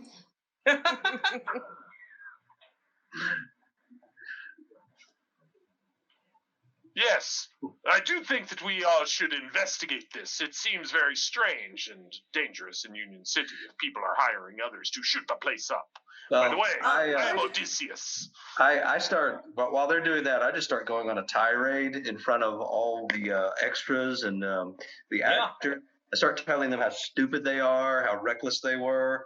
I pick up their guns and I show them they're actually deadly weapons and how they could have killed people. And while Dr. Tomorrow goes on the tirade, I pause him at one point and take the gun out of his hand and say, "Who supplied you the props?" Yeah, and they'll tell you where they got them. Hold on, I'm just trying to find this in the document. Oh, while this is happening, I want to grab the Sasquatch from off of the building, throw him with the rest of the actors, and then check for like zipper or whatever, like see if it's you find it. Probably a person in a suit. It is a person in a suit. All right, now I feel a little bad. I want to reverse engineer the gun and find out if I can identify the source of the tech. Sure you can. Yeah, it's it's like a really cheap adaptation. It's stuck in this like movie prop casing, but it looks like something that you might get in the black market here at Union City. It's not any specific villain's tech or anything. It looks pretty low rent and generic. Hey Doc, when you're done with that, will you check out this suit? This guy seemed a little bit too strong and a little bit too nimble to be just an actor. Of course.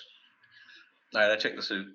Yeah, it's got like animatronics and hydraulics that give it extra muscle and boost, and and like this endoskeleton of braces and hydraulics was also giving him a degree of armor in the fight. I'm actually at this point, knowing this, going to go to the aliens. I want to pick up the pieces of the tentacles that were moving around and such. And since everything seems to be real, I'm assuming that there's going to be a microcomputer system on that where it was connecting to the phone. And I'm going to hack into it and get some information. Sure. It's actually really not a computer. It's all done with like pulleys. Like they just had their arms, and like the two arms pulling these tentacles would move like 3 or 4. Moving this tentacle would move like the other 3 or 4. Then I'm going to use my perception superpower and go through and search the tentacles for a manufacturer. Yeah, you do, and Doc, you find the same thing as you're going over the Sasquatch suit. Both of you find property of Merlin Studios and Merlin Studios prop department tags. Dr. Tomorrow, didn't I hear you were fighting somebody called Merlin just a few weeks ago? Is this the same studio? Is this his studio? No, this is an old movie studio in Union City. I have no idea what this is or what a movie studio is, but it sounds awful. I know what Merlin Studios is, but I haven't noticed the production label on a recent movie. Yeah, they're largely out of business, and like the Union City Studios is all but abandoned. Like they use it sometimes for location shoots and stuff, but overall, like it's like an old movie company that you wouldn't. Yep. Okay. Pretty high budget for being obsolete. Let's go check it out. Come a long way from pie tins on fishing wire. Yeah. And I'm Alloy, by the way. As I said, I am Odysseus. It's a pleasure to meet you, my lady. Your reputation, as does Dr. Tomorrow's, precedes you. I'm Captain Jupiter. I'm only champion of the solar system. It's cool. Lovely to meet you all. That is good, for Earth is the center of the universe. I think you might be a little incorrect there.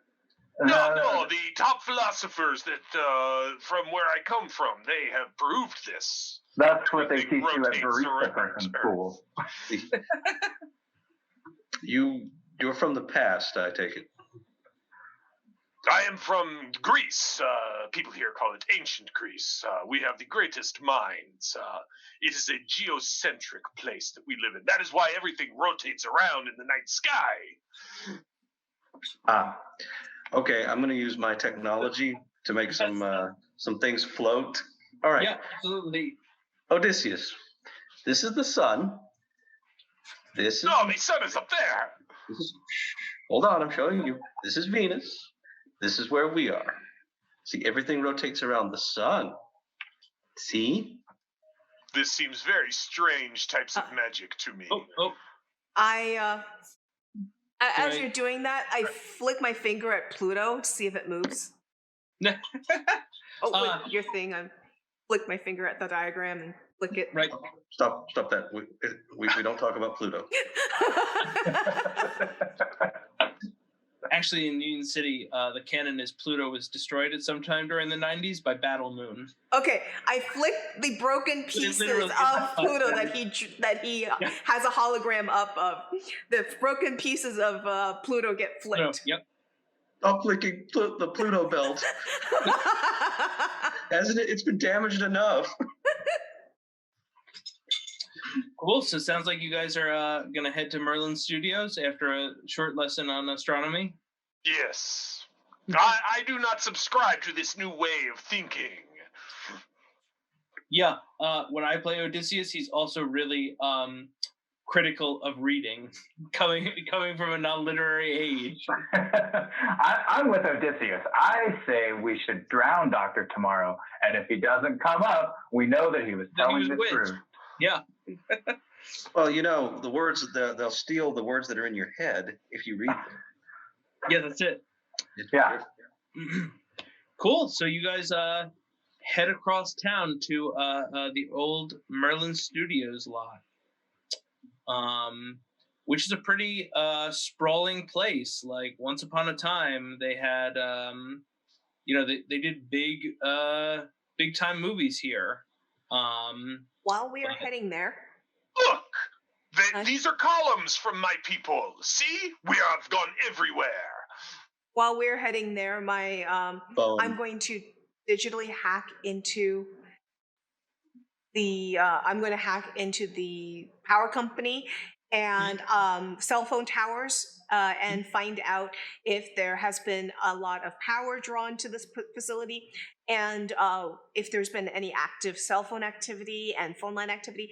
I also want to hack into the cable company and see if someone's been watching TV here, stuff like that. Basically get a general sense of activity here through those. Totally. Yeah. Awesome. And I'm kind of good at it. You are. You see that there is a spike. You can tell exactly which buildings.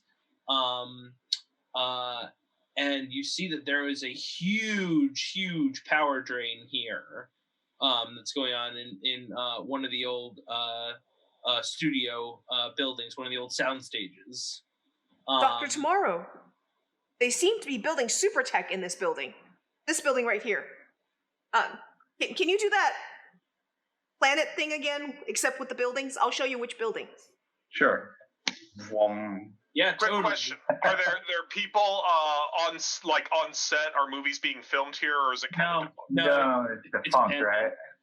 Yeah. I'm gonna pick up one of the styrofoam columns while they're doing the technical stuff and lift it up and say, "Look, I am stronger than the mighty Odysseus."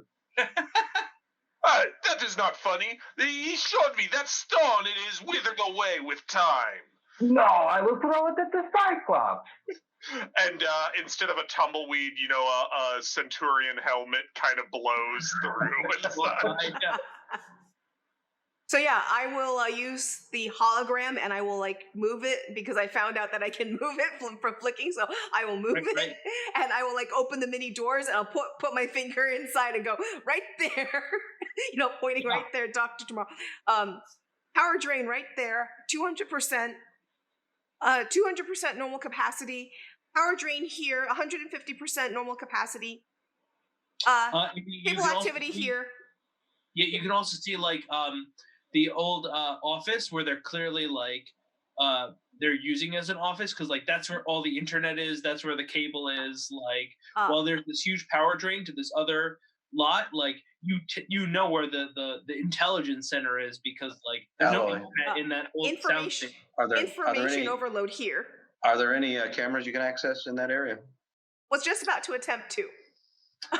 No, security is really not that it closed down before the era of CCTV. Okay. So there might be a rent-a-guard security guy driving by in a pickup at some point, but probably not. See, I have a different trick though. Oh, go for it. So first of all, most modern people have cell phones. So activate the cell phone cameras. And activate the cell phone speaker. I'm also going to activate any laptop cameras.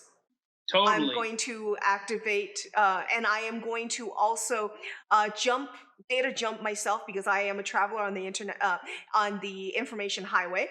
I'm going to data jump onto that hard drive and see what kind of files are on it. So that is how I'm going to check surveillance. Yep. You activate. Well, why don't you give me an overcome check for that? Sure, I'm pretty darn good at this. A little more, I believe it. Tech-minded, traveler on the information highway, mechanical whiz. Those are the three. I have skills in computers. So how do those all interact? So all those things tell me that this is absolutely in your wheelhouse, and you can do this. This shouldn't be difficult. This should actually be easy for you. Okay. So just give me an overcome roll using your intellect, using your tech skills, Okay. and again, because this is overall What pretty bonus simple. do I get for my tech skill? How much of a bonus? Well, it'll be your intellect plus anything you have that's derived from powers. So again, you can use transform right now to give yourself a bonus, but I really don't think you need to. I think you're gonna just crush this. So as Perception, they're then. mentioning CCTV, I simply go, "You have heard of the Cyclops Communal Tyrannical Union?" Yeah. 24 is what I got. So you get there's one cell phone in the office. There's one laptop in the office, and you hear somebody talking, and you see as the laptop camera comes on. My hand turns into a speaker so that the party can hear. Awesome. You see a withered little old man with big glasses staring at the laptop. You can see the reflection of an old movie in his glasses from the laptop and hear it. The light on my chest turns into an LCD screen, and so that starts showing that. So speaker here, LCD screen here. Yep. Oh man, it's a little old. My eyes are up here, you guys. It's an unfortunate place to have it placed, but that was the function of that light. I had functions written down, and I'm like, and in the picture it's a little bit lower, so it's more like here. Okay, it's more like here. Madam, it's not my fault you were pointing at it. But yeah, LCD This screen. tastes terrible. This guy doesn't even have a cell phone. He probably listens to music on those big black DVDs. No, I point out, no, we're getting audio through the cell phone. Oh, sorry, I thought it was a laptop. The laptop has the video. Audio's coming through the cell phone. But Okay. you see it's a flip phone. That's cool though. Rihanna has one. Yeah. And he's saying, listen, Sandra, baby, can I help it what the police do? You're gonna be a star. It's not my business. I'm gonna find you a lawyer. I'm gonna send him down here. We're gonna take care of it. Don't worry. It clicks. You see oh, his phone is connected with the police station, and Sandra's the name of the actress we just arrested with the bandages on her face. Okay. So definitely seems like the guy, and he seems to be sitting in there watching old movies and talking on the phone. Is he calling a lawyer? Like well, he right said? now he's talking with her, but as you go through the computer files, you see that he totally hired all the extras. He's the one who organized the costumes, and What about the tech, the super tech? So yeah, same thing. Where is he? So who's creating the super tech according to the files? So he bought it through somebody named Acquisition Dante, who's a fence and kind of a acquirer of things for these kind of enterprises. Well, we have a name. Let's just send all this data to the police. Let them take care of him, and then we'll go take care of his supplier. Yeah, I kind of don't feel like roughing up my friend's uncle. Yeah. And I want to go take a look at that building that's power draining, before we decide that this little old man should just be called on the cops. Because yeah. Sure. Fair enough. So I get all the information ready to send over to the cops, all packaged up, all zip filed and everything, I's dotted. And but yeah, I want to check out that power drain before we move on, before we decide that this guy can be passed on. Sure. Al, if you're gonna check it out remotely with your robotic stuff, I'll fly over there and get a human eye view of it. Sure. So yeah, that was definitely my intention, is to start with a robot check. So Oh, yeah, and let me say this. There's something else weird, like an odd echo in that the building with the power drain. Now that you're done parsing through, or you've looked in on the old guy, you're kind of parsing through the laptop, but there's something else going on in the soundstage with the power drain that you're kind of like, hey, hold on.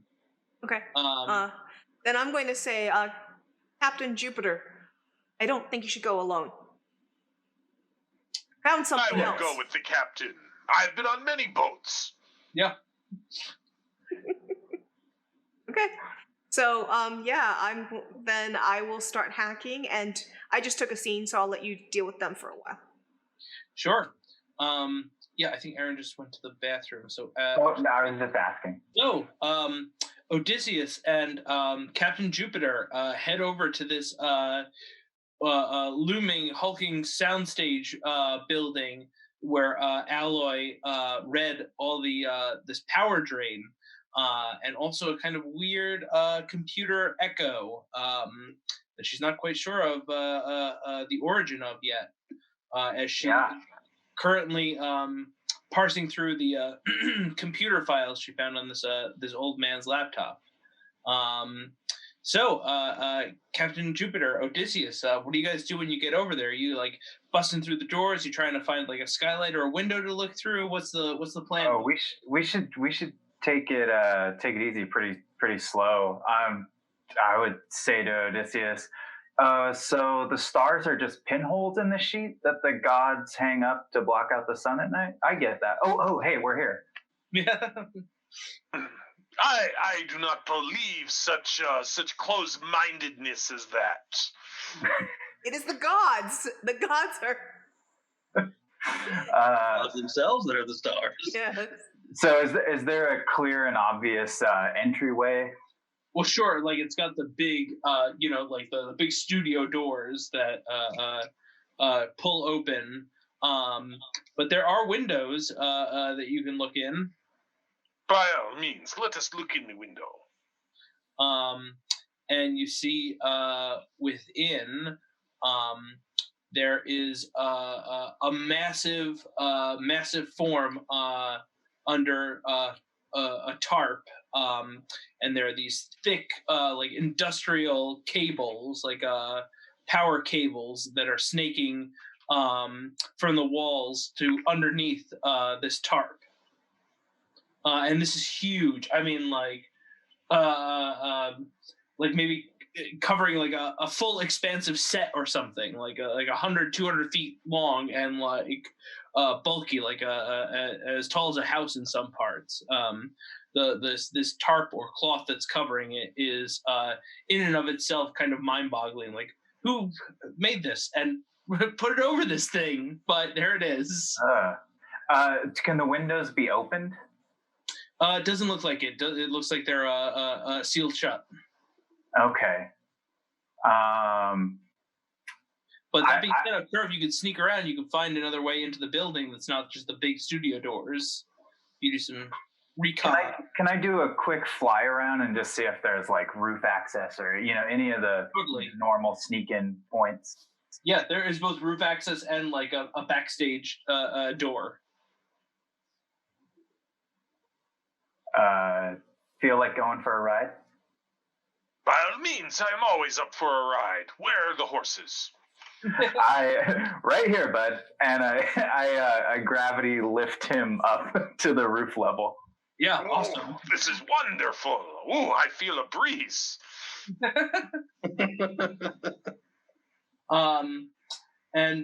You see that there's like a old fire door that leads. Looks pretty disused and can probably be managed to get open without too much trouble.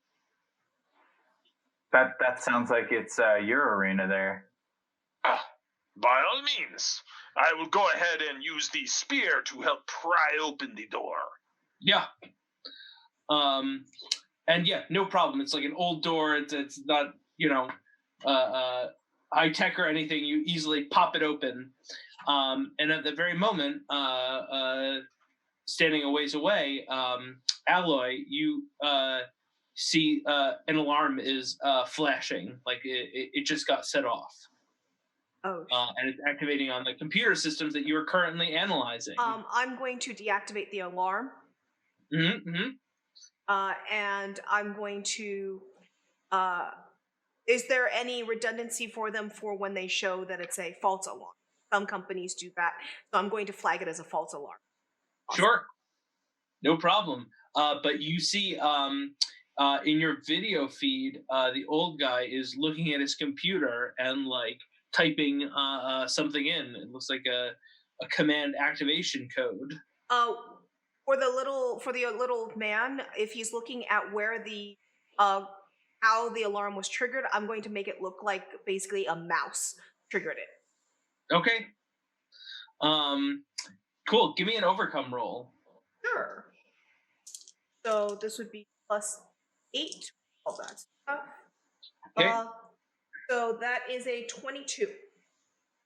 Okay. He narrows his eyes and kind of leans back and then goes back to doing a Tootle search for a lawyer. Okay. I am going to, at this point, make sure that they won't be setting off any other alarms.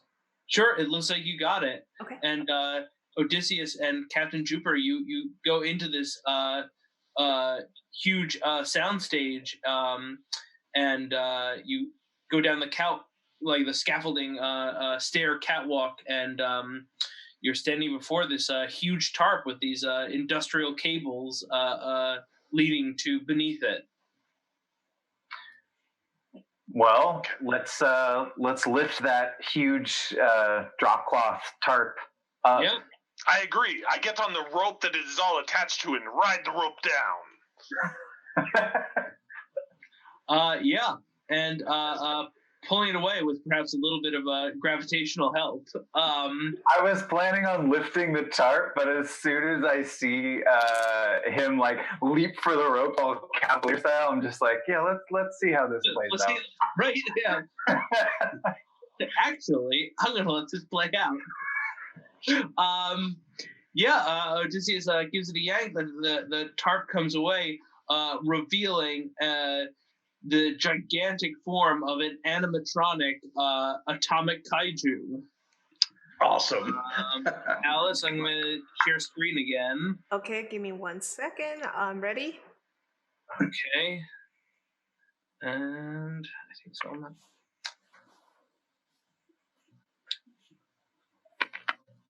There he is, the atomic kaiju. Ooh. Oh, he looks like Gigan.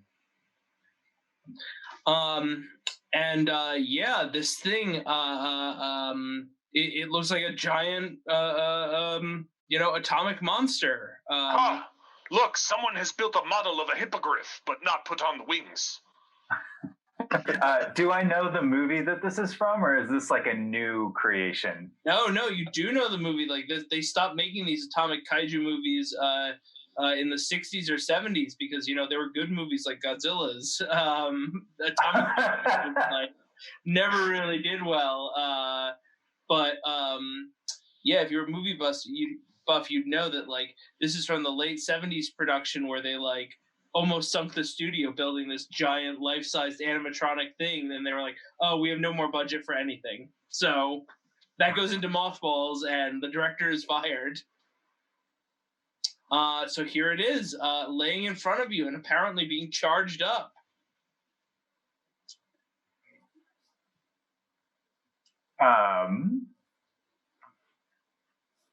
This can't be good, but also it doesn't really seem yet like any crime is being committed. That's true, yeah. Do you see the size of this beak? Look, I can fit my whole head in here. Chomp. Chomp. Hello. There's an echo in there. And Alloy, you see that despite the old man not paying attention, being on the phone with a lawyer, there's a remote signal coming in. Oh, okay. Track the remote signal. You do so. But in the meantime, Odysseus, hello, hello, hello. There is a rumble, and a light emanates from within the gaping maw of the atomic kaiju. Oh, someone is coming. They've got a light with them. Come on out, my friends. And you leap out of the way at the last moment as a plume of fire comes rocketing out of the mouth of this atomic kaiju. They have Greek fire, or as we just called it, fire in my day. So the roof of this building is instantly engulfed in flames, and this creature begins to try to lumber to its feet. So we're going to go back to crisis panels as everybody scatters, because Alloy and Dr. Tomorrow, even from across the way, you see the burst of flames, and the roof of the building instantly start to smoke and smolder. Okay. I still Alloy, need. do you think that's Odysseus? Yeah, I think sorry. I think they need some backup. I'm gonna be a minute. Ding, ding, ding, No ding. problem. Yeah, I'm still gonna be tracking. As I move, I'm gonna track, but I'm gonna be moving slower because of this, trying to track it. But clearly that's gonna be more of our. It doesn't seem like the distribution center was where our issue was. So tracking this seems like it might track us down to the mastermind. 100%. So everybody can give me your hero points as we launch into this conflict. A mighty 4. Ooh, all right. 4. So Alloy or Odysseus, who's going first? Go ahead, my lady. I am tracking. I'm tracking the signal. You That's are. Give me that boring. overcome. Give me the sweet, sweet overcome. Your Sure. and your tech. All that good stuff. Plus 8. For this, what I'm going to do is, in addition to my skills, adding 1 for each, I am going to transform. What can I transform into to really improve this? A bird, a plane. A fire truck. Yes, that. Well, no, I mean you can add on antennas and security circuits that you mount up to try to track down this this remote signal. Yeah, I want to do that basically. So however No many problem. ranks, and Yeah. you can tell me what my modifier is. I will. Let me see what you can do for that. I think Wonder Twin powers activate. Form of Wi-Fi. Double Yeah. 8s. form of a bucket of ice. Double 8s on the D10. Damn, awesome. Okay, yeah, no problem. First You time that's got an it. even. I have no idea what it does.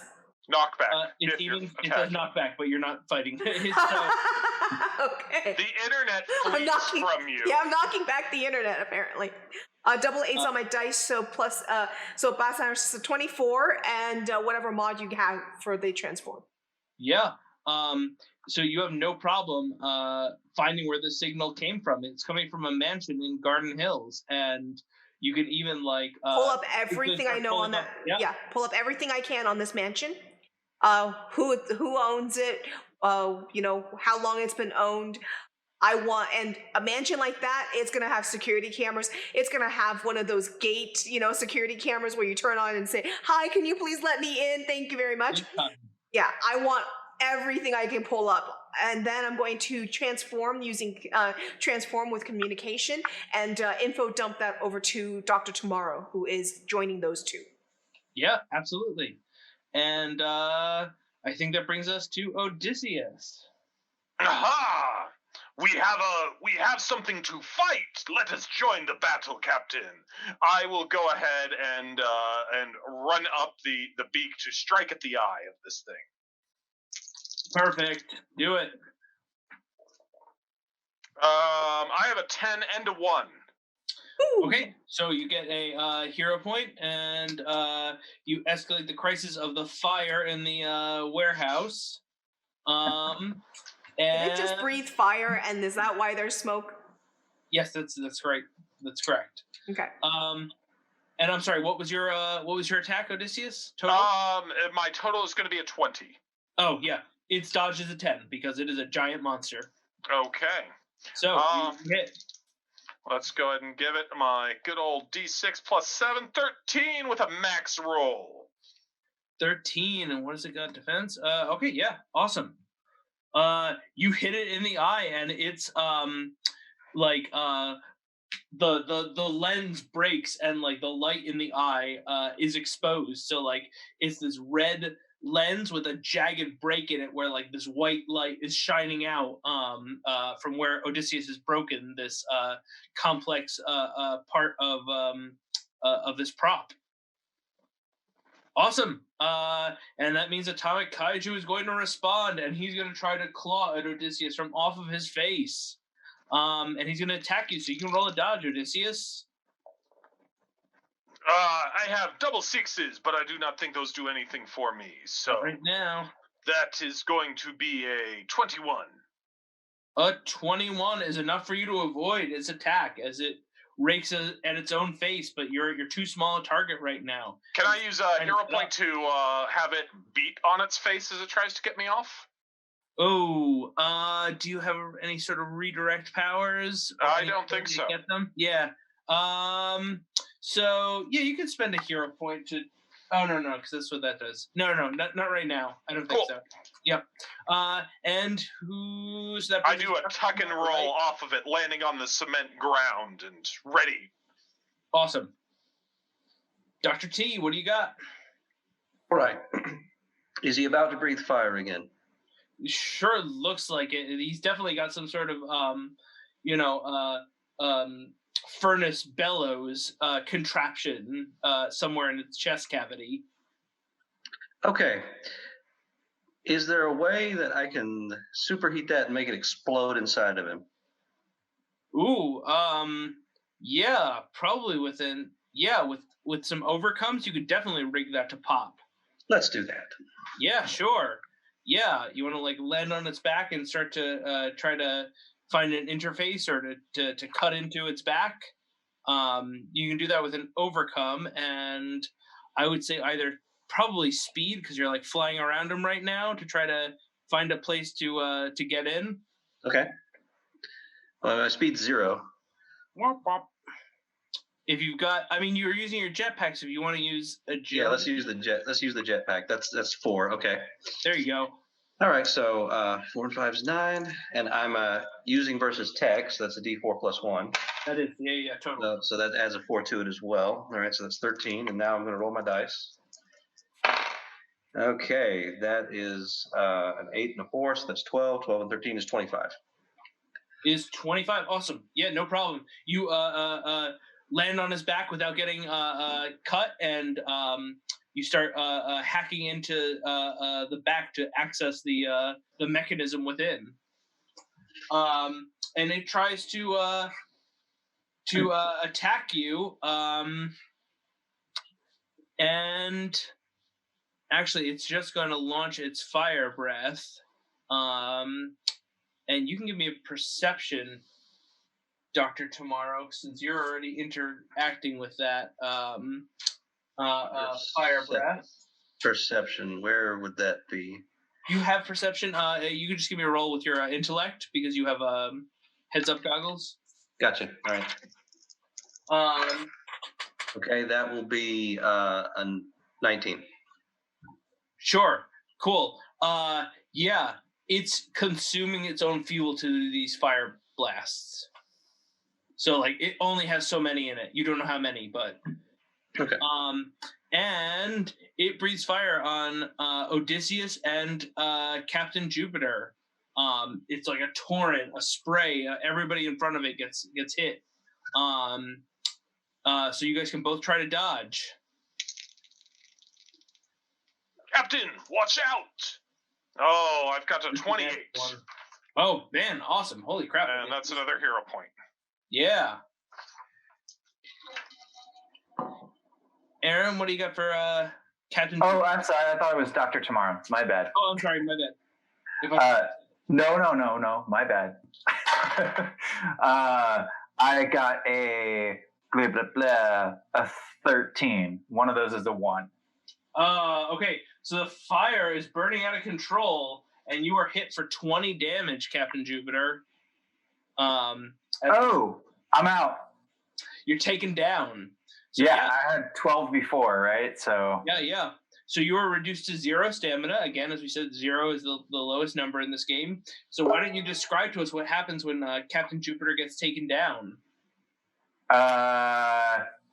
You don't have to be knocked unconscious necessarily. I mean, that sometimes happens, but if you've got hero points on your next turn, you're potentially going to be able to get back up and join this combat. So you could be like Michael Jackson with your hair on fire and flee the scene. Oh, too soon. So yeah, I guess since I'm not exactly sure mechanically how it works out, I'm not 100% sure what to describe. No problem. So I would say like the atomic kaiju breathes this fire, and Captain Jupiter gets caught in the blast, and she falls from the air and like hits the ground. Could it be something like because of the blast of fire drives me back, and then something collateral, something in my surroundings breaks and like pins me temporarily or something like that? Of course, absolutely. As the fire is like some old pallets and crates fall against me as I'm trying to make like a defensive, trying to guard myself. Totally. Yeah. That's perfect. So you guys see Captain Jupiter gets caught in this fire blast and is trapped under some debris. Cool. So that was Atomic Kaiju responding to Dr. Tomorrow, which brings us to Captain Jupiter. So quick question. Yes. Since that was a response to Dr. Tomorrow, how come it hit Captain Jupiter and not Dr. Tomorrow? Because supervillains don't need to respond to the character who initiated the action. Yeah, I totally would have been in the spray, the line of fire for that. Yep. Sorry, Cap. Yeah. It happens. And some supervillains will, particularly more intelligent ones, like even if a bunch of characters are teaming up on them, will take down that one who's troublesome, and that means the more heroes who are piling on, the more actions that villain has to potentially take down that one hero, So yep. In this case, Dr. Tomorrow wasn't in the line of fire, but Odysseus and Captain Jupiter were, and so that's where his reaction went. Awesome. Yeah. Cool. Okay. So how do I come back from this? Yeah, you can spend a hero point. It'll bring you to 5 stamina, and let you get up. That doesn't mean you can't take any actions this turn. It just means that part of your panel has to be you getting up. So if that's all we can really envision in one panel, but if that panel is you blasting out from under this debris with your gravity powers as you send a laser blast towards the kaiju, that works for me. So okay. The hero point to spend on it, you can get back up at 5. However, you are dusted, which means you'll take a -1 to all your rolls for the rest of the combat because you got taken down. It's not. Ooh. All right. Yeah. Okay. So there has got to be an old sprinkler system for this studio, right? Sure. Totally. Absolutely. Probably like right above where, we're running anyways. What I'd like to do is spend the hero point to get back up. So a little push of gravity, clears the debris off of me. Sure. And I say, fire's easy to do. It's the water that they can never get to scale. And I shoot my laser blast directly up at the sprinkler system to try and set it off. Awesome. Absolutely. Totally. Just give me an overcome for that, but that's an easy roll because the fire's going, and that's super heroic and appropriate. Awesome. So it's not gravity. It's my laser gauntlets, my ray blast. So just a normal 2d10. Yep. Okay. And you can add your aim, whatever your aim is, to that. Okay, so that is going to be an 8. An 8. Okay. Pew pew pew. You blast the sprinkler, but cauterize it shut. You like weld it shut. I'm like, nah, not quite what I was going for. Looked cooler in my head. Yeah. Cool, but you don't involve Atomic Kaiju, so he doesn't get involved with you. And that brings us back to the top of the order, Alloy. Or I guess it's Alloy and Odysseus. I think it's Odysseus, actually. You I'm 6 at this point. Alloy's second. Yep. Hero points definitely come and go pretty quick in this game. Up and down. Aha! I see that this monster has some fight in it. Let us do or die, monster! I'm going to go ahead and run under it and try and jam my spear where ribs would be towards its beating heart, whether it has that or not. Yeah. I have 26. 26, you hit. Okay, I'm going to burn a hero point again on damage. Do it, yeah. So you got him. That is 9, so 16. Awesome. Holy Christmas. 16. Okay, cool.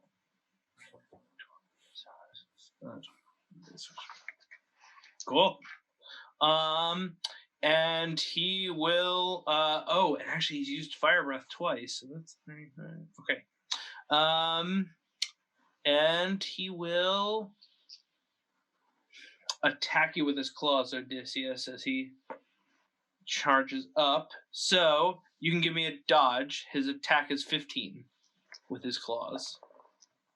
I have 20-something, 28. And a hero point is generated again. Yeah, wow. Wow, 7. Wow. As the I just used one. Still 6. As his claws crash into the concrete, and Odysseus deftly avoids these attacks. Which I think brings us to Dr. Tomorrow? No, that brings me to 4. Oh, Alloy. I'm sorry. My bad. Yep. Okay. So how much information have I gotten downloaded quickly? Because, bitrate, high bandwidth. Sure. Yeah. Okay, I got everything I need? We'll go over it after the fight? Yes, absolutely. Okay, great. Yep. I will charge in. I will, basically my arms extend. I bounce up onto that rooftop where there's a plume of fire in the hole in the ceiling, in the roof, and I come down. And I'm going to, at that point, my hands are changing into basically these vacuum systems. And I'm going to plug myself in to those big ventilation pipes, right? That those types of places have. Those types of places, actually, they are connected to inert gas tanks. And so what I'm going to do is I'm going to go and pull enough pressure to either turn or snap those off and use those inert gases to create a fire suppression system. Awesome. Oh my goodness. Crazy. Cool. Yeah, you can overcome that's using technology. So give me... Okay. Overcome. Using my tech. No, that's brilliant. Yeah. Thank you. Quite welcome. I rolled a 7 and an 8. So that's 15. And then my intellect on that. So that's 19. And everything tech-based, we already established is 4 more. So I think I was 23. Yeah, no problem. And the fire starts to not swell as much as somebody begins to address this. Captain Jupiter did too, but that's what I meant to do. And I'm sorry. Actually, I did have one more thing for that role because I went and looked in the book, and I can do transform self. I transform self on. To create suppress, which will mean that I can actually suppress the quality of fire off on this kaiju. Oh, yeah, totally. Oh, okay, yes. I can actually strip it of the quality of fire, meaning basically it's now smoke. So with suppress, totally. For right now, you can use suppress on the fire and just put out the fire. Period. Yep, that's what I'm doing. Suppress. Yep. You could take that to take the quality of fire out of the equation. Yep. Awesome. So the fire is out. Captain Jupiter, you like, pew! That's not how I imagined it working, but then like the fire goes out and you're like, damn, that was more effective than I thought.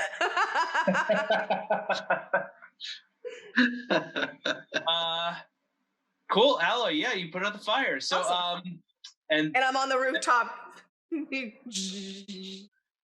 So I think Dr. Tomorrow certainly has more hero points than Captain Jupiter at this point after she came back. So I think I'm down to 0. I haven't gotten one. I haven't gotten one yet. Aw. Roll So, some tens. So I'm on this creature's back, and I'm inside of its Yeah. control systems, right? Yep. Big time. I'm just gonna turn them off. Go for it. Give me an overcome. All right. Find his power switch. Find the big red button. Okay, I get a hero point, so that's 17 plus 5, 22. Versus tech, an extra d4 plus 1. That will give me a 26. And the atomic kaiju stops in its perambulations, and the fire is out, and you guys are left there with this creature kind of like halfway out of the broken roof, but like now inert. Okay. Yeah, and like it's this impressive big thing, but it's at this point basically dead. I'm gonna disable it so it stays dead. Yeah, no problem. You're able to like, first thing first, like, okay, let's just like cut the gas line. Like, okay, now that's it. Yep. I'm going to also, when he's doing that, since I had transformed and to communication and sent him information earlier, I will also mention I will yell down, as I'm watching him disable it, I'll yell down, get the RFID chip that it's transmitting with. I'm gonna fly straight at the monster's snout and give it like really fast and give it a good like whonk with my fist right there and say, yeah, and stay down. Man, we really took care of that. I agree. Do you feel better, Captain? I've never felt better. Ow! As I like grab my sewer lid shaped bruise on my side. Oh yeah. Yeah, it's been a rough fight for Captain Jupiter. Do you require medical attention? Are you asking for realsies? Well, yes, I am very used to dealing with injured comrades in the field. That's cool. I don't need medical attention. I'm good to go. Sorry, what was that? So do you require medical attention that isn't from the ancient world? Yeah. That I could roll with. All right. See, how would I do this? You can look at her wounds and like, yeah, it's not bad. She's just like, she's beaten up. Yeah. It's a flesh wound. You'll be all right. Pep, pep. Right on the wound. Walk it off. So Thanks, Coach. I'll vent out the excess inert gas, and then I'll jump down and join. Yeah. Chip. You see that the old guy has shut off the laptop and is quickly trying to close up shopping GTFO. Okay. So with all that information, does it look like basically I was right that the mansion is where we want to go next and not a distribution center? Yes, big Okay. time. According to the information I got, how is this old man tied to that place? Sure, you got the whole story at this point. It looks like Because we might want to stop him from leaving. No problem. I'll fly up to the window of his office. Okay, cool. Sure. Yeah, no problem. Because I believe that cops aren't going to be so keen on dealing with superpowered stuff if he's a mad scientist or something. So this little old guy stops dead in his tracks as he sees like your shadow in the second story window, and he goes, sorry, I was just leaving. Don't mind me. I go through the window. Yeah. And he goes, there's a door. You could call my secretary. Yeah. Surrender. Oh, I'm already there, boy chick. Wonderful. Come with us. Yeah. Laptop. Yeah, and he'll hand you the laptop very meekly. Very good. Come along. He says, No problem. You know, do you have an agent? Because I can get you some real good gigs. I would like you to be quiet now. Or I'm going to make your feelings feel very strange. He gingerly takes out his teeth and pockets them and doesn't say anything else. Good boy. So you emerge outside, and everybody's there. There's this little old man standing amongst these the four of you. Well, please regale us with the information that I downloaded and quickly info dumped packet-wise to Sure. Yes, to Dr. absolutely. Tomorrow's little arm system. Yeah. So the mansion is owned by former movie star Gloria DeVere. She was a big-time actress back in the day, and in like the 60s, legit Hollywood queen. But parts kind of slowly dried up. In the late 70s, she was the lead actress in the Lady Sunbeam action hour on television. But in the decades since, she's kind of totally disappeared from the scene, and apparently is not happy about this new Lady Sunbeam movie, and is paying these extras through her old agent, Morty Holloway, who's now standing in front of you. And she's also, you see, both bid on old costumes and animatronics from her old movies, and also gotten Acquisition Dante to get a bunch of illegal tech to soup those up. And the attack on the premiere was just to ruin the premiere. That was just pure petty spite. Any petty spite directed elsewhere as well? Well, the Atomic Kaiju was planning, or they were planning to use this to attack the TV station tomorrow, where the lead actress in the movie was going to be doing an interview on the morning shows. But doesn't look like that's going to be happening anymore. And you now know who's behind this and where she is. Okay. This is nothing for petty spite. I have been sent for years on a fool's errand based on petty spite. Yeah. Say one bad thing about a sea god, you know. A what? A god of the Poseidon. sea. Poseidon. Oh, what? Oh, fine. Do not worry, I will sacrifice in your name. Morty. I've been reading Odysseus on the information highway during this to learn about Odysseus.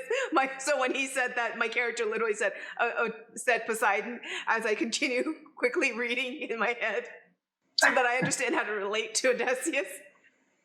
Morty looks at you, Dr. Tomorrow, and shrugs and says, "They didn't cover that in Hebrew school either." Man, this is just sad. I told you not to talk.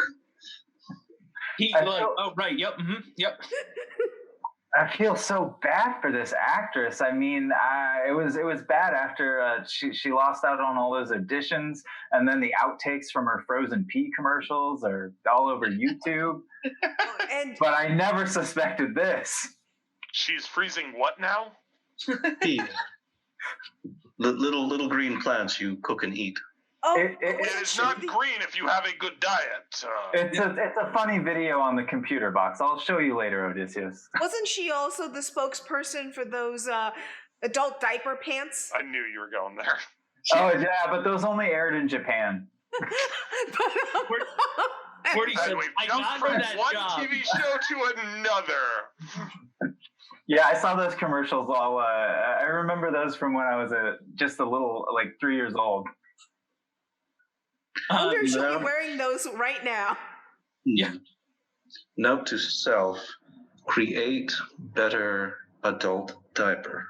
Note to self: remember to keep Robot from checking old ladies' underpants. Okay, so it sounds like we're gonna fly off to deal with her. Yeah. Okay. Yeah. What do you do with Morty? Well, we're going to drop him off at the police station. Yeah, Oh, we're gonna good. make sure that we disarm him of any possible super tech of any sort before Oh, that. I have an idea. Yeah. We could leave him for the police in the mouth of the burnt out or now disabled animatronic kaiju. Totally. Captain Jupiter, you could easily use your gravity manipulation powers to move the kaiju's arm to like pick him up by the collar of his shirt and like hold him there for the cops. All right, now you stay here and be a good boy, Uncle Mort. We're gonna go talk to your friend. He says, "Be careful, she's awful angry." Cool. You're still speaking. And you guys fly off as in his pocket, Mort's dentures pop. Cool. So you guys fly over Union City to Garden Hills, the very rich, luxurious part of the city that is spaced out with these big properties going up the rolling hills with a commanding view of the city skyline and the bay, where there are all these mansions where the elite of Union City live. And one of them is the mansion that you track the signal back to, Villa de Vere, the home of Starlet herself, Gloria de Vere.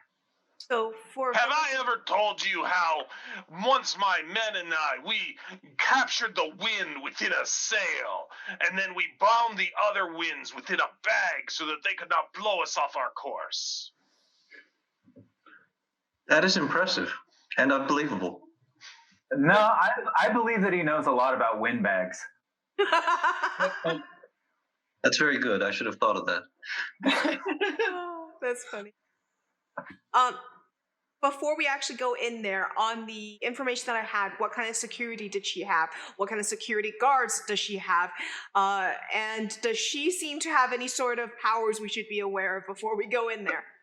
She doesn't seem to have any sort of powers, but she has outfitted her house. She With bought, super tech or just tech?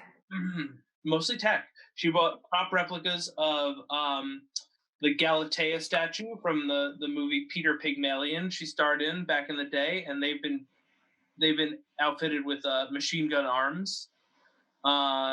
She also has Durasteel doors that will seal up the mansion if there is a threat detected, which she no doubt is aware of. Relating this to all to the party. To the Yep. And it looks like she got mechanization for some other animatronics in there. You're not sure what, because it's just the innards that you can see on the orders. You're forgetting one thing too. If you've ever seen her classic movie Wings of Desire, you'll know that she has the power to move us to tears. That's yeah. Also, you see a bunch of correspondence, email and on FaceSpace and Bleat, with a number of obsessed fans who seem to have been recruited to work for her. So you're not sure what they're. You did such a tremendous. I'm just gonna stop. No, I'm gonna stop myself. So I am going to hack into that security system, take it over, and I'm going to stop. I'm going to take control of the safe room. Basically, those doors and such. Take control of the safe room. Okay. So first, give me an overcome roll with tech as you try to hack in here. Okay. And transform self to give myself antennas and actually since just do that or improve my Wi-Fi signal and such. What's your transforming sound? My transforming sound sounds like whirring gears and blades, basically. So it's like. Yeah. Yep. Exactly. Okay. You did a great job of that sound. Thank you. So that's 60 plus 8, 24 again. She only got a 19, so What's her grit is 3. So you are into the system. You're past the first like firewall or whatever, trying to take over. And you see now. Are you guys like standing? I assume you're standing outside the mansion at this point. No, when we're coming up. This is Okay. what I want to be doing this while we're coming up. Because we had Sure. all this information, you know. I'm Yeah, gonna of course. So are we doing it like a dramatic, magnificent seven kind of walk? You know, the wind blowing. Yeah, and loop video feeds on the outer courtyard and such. So, tell me when I need to do it again. Sure, you can, but you see that somebody, probably her, is trying to keep you out of the system, Okay. and is aware of your presence. So Okay. yeah. Was there a way for me to spend a hero point for her to not know my presence? Probably not. I don't think Okay. you have. Yeah, no. Sure. So you can give me that other overcoming and try to take over. But Okay. I will do that. At that point, I will tell Dr. Tomorrow, because I know Odysseus doesn't have super movement, but I'll tell Jupiter and and Tomorrow.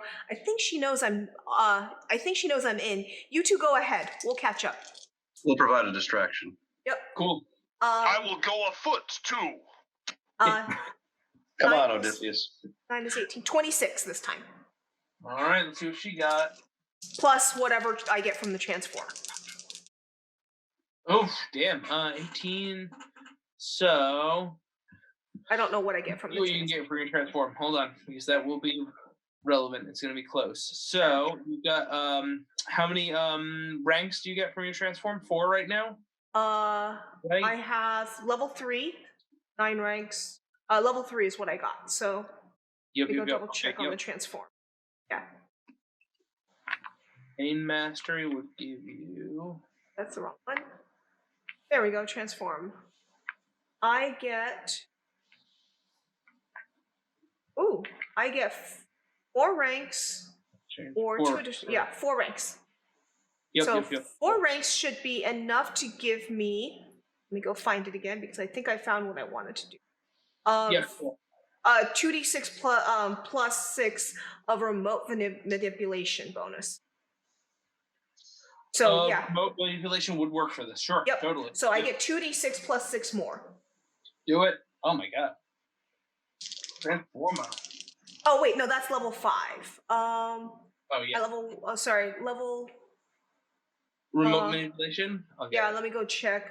At level 1, it's a d4 plus 1. Right. You can only afford level 1. I think I can afford level 2. Yeah, two per rank. I can afford level 2. Oh, because you reduced by 1. Sure. Yeah. Yep. Totally. Okay, so d4 scales up to what? Because it says 1d4. Oh, you go to d6 plus 2. Okay, d6 plus 2. That is 8. I rolled a 6. Nice. So awesome. 8 more on top of that. So 30. Yeah. You are just about there. One more success, and you are. The system is yours. Sure. Dr. Tomorrow and the others are approaching on their panel. Mm-hmm. When these statues whir to life and spin around and open fire on you. Ha! I have fought things like this before. Do not worry, my friends. You guys give me some dodge rolls, but it should not be that hard. And these are. I have a 14. You're good. Yeah, they look like almost like Venus de Milo's, but the instead of the 4 of the missing arms, they have machine guns, pretty overtly like screwed on. Okay. So sort of like that. Yeah, like that. Yeah, a little. How tawdry. All right, I got a 20, and I got a hero point back. Awesome. You're good. Captain Jupiter, Aaron, you got a dodge roll for me? Yeah, but I'm not gonna like it. It's an 8 total, and one of those dice is a 1. You're not gonna like it. Damn, man. My life harder. Man. Well, only 4 damage, which I think means you're still in this. I am at 1. Yes. Yeah, as this statue opens fire and a spray of bullets hits Captain Jupiter's gravity shield, and she looks like she's having a tough time keeping it up. Captain, Yeah. stop getting hit. I assume I am on the ground at this point. I'm flying in, and I'm like driven down to the ground, like holding it off. Yeah, big time. Like, on the ground, just trying to keep the force field up. Cool. So who's got the most hero points right I now? have 6. Do it, Odysseus. What do you got, buddy? All right. So how many of these statues are there? There are 4 of them. All right. Is there any way that you can do an area effect attack if you don't normally have an area effect attack? No, not really. Okay. Unless you have something in the area that can help you with that, but I don't think you. I don't see any way you can pull that off right now. Okay. So I am going to run up to one and engage with a spear thrust. What? I want to actually maybe I can get this. I want to get into a position where they're going to be more likely to attack me than Captain Jupiter. Sure, you could definitely put yourself between them and Captain Jupiter. That's not a problem. Is that going to be my action, or is that just part of the action? You can still attack. Yeah, no problem. So I have 13, 22. Their dodge is 10. Okay. I will go ahead and blow one of those hero points. Other than rotating on like their pedestals that can't move. So 14 damage. Yeah. Boom. The first one's down. Yeah, I assume you just like knock it off its pedestal. It goes collapsing to the ground. The machine gun clicking off. With jam the spear in and just rip it through them. Awesome. Dr. Tamara, what do you got? Haha, destruction of priceless art. Yeah. It's a replica, my friend. It's all right. I'm going to use my magnetic gauntlet to lift the remaining one and to fling him away. Do it. All right. You can overcome. Okay, that will be. Oh, I'm dealing with tech as well, so add that. Yeah, it is tech. Like almost okay, so that is 4, 8, 11, 16. No problem. Magno Gauntlet pulls it out of the ground, sends it careening through the air. The statues are going to try to hit Odysseus. You can give me 2 dodges, Odysseus. And then 13. You're good. And that would be 16 with a 1. You're good. And Alloy, what are you doing? I do my last roll. Do it. Yep. And I just realized I forgot to ask you because the class that I took, the archetype I took, gave me the cost reduction. I was counting the cost reduction for remote manipulation being in my. Yes, you should. Okay, I should. Good. Okay, because I was like, if I don't get that post creation, then it why would I be. agree with you because Okay, cool. I realized remote manipulation was probably one of your archetypal abilities. Yep. Okay. Oops, that's a D8, not a D10. I should roll the correct dice. Ooh, 10 and 4, 14. But I got a hero point out of it. And so 14 plus, and I need to roll the D6. That's 7. 14 plus 7 is 21, plus 8 is 29. Awesome. The guns of the statues stop going off as Alloy takes control of Villa de Vere.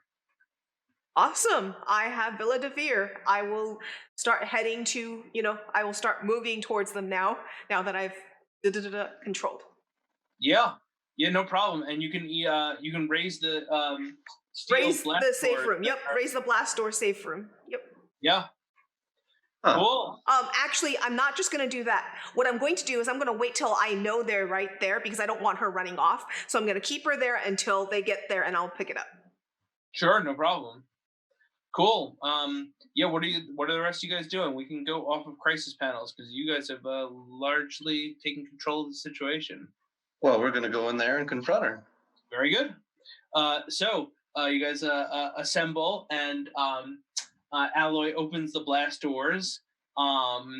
You hear pounding from behind another blast door within the mansion, where Alloy, you know that three exceptionally devoted groupies and cosplayers are dressed up with enhanced suits as Rockenstein 69, another one of her old movies. But they're you've got control of the house, so you're like, Yep. well, I'll just leave them blasted. Yeah, leave it down until we can go deal with them. And you guys move through the house. You don't allow the suits of armor to activate and attack you guys. Correct. And you find yourselves in Gloria's screening room, where a reel of like her highlights is looping on an old projector that's like clicking away in the room, and she's standing in front of the screen, dressed just like the actress earlier, with the bandages and the her glasses, and she's standing there with a gun, but she says, "I don't suppose this will do much good at this point." Magnetic power. Grab the gun. Yeah, well, yeah, she lets it go. So like Vader and Han Solo, whoop, gun goes flying out of her hand, and yep. She says, Very important question. Is she wearing those underpants? Yeah. Oh, no, those pants, those diaper pants. I'm afraid your tech vision does not let you see that. They weren't underwear. It was very visibly outerwear. That's the reason it was funny. Right. So no. Okay. And she says, I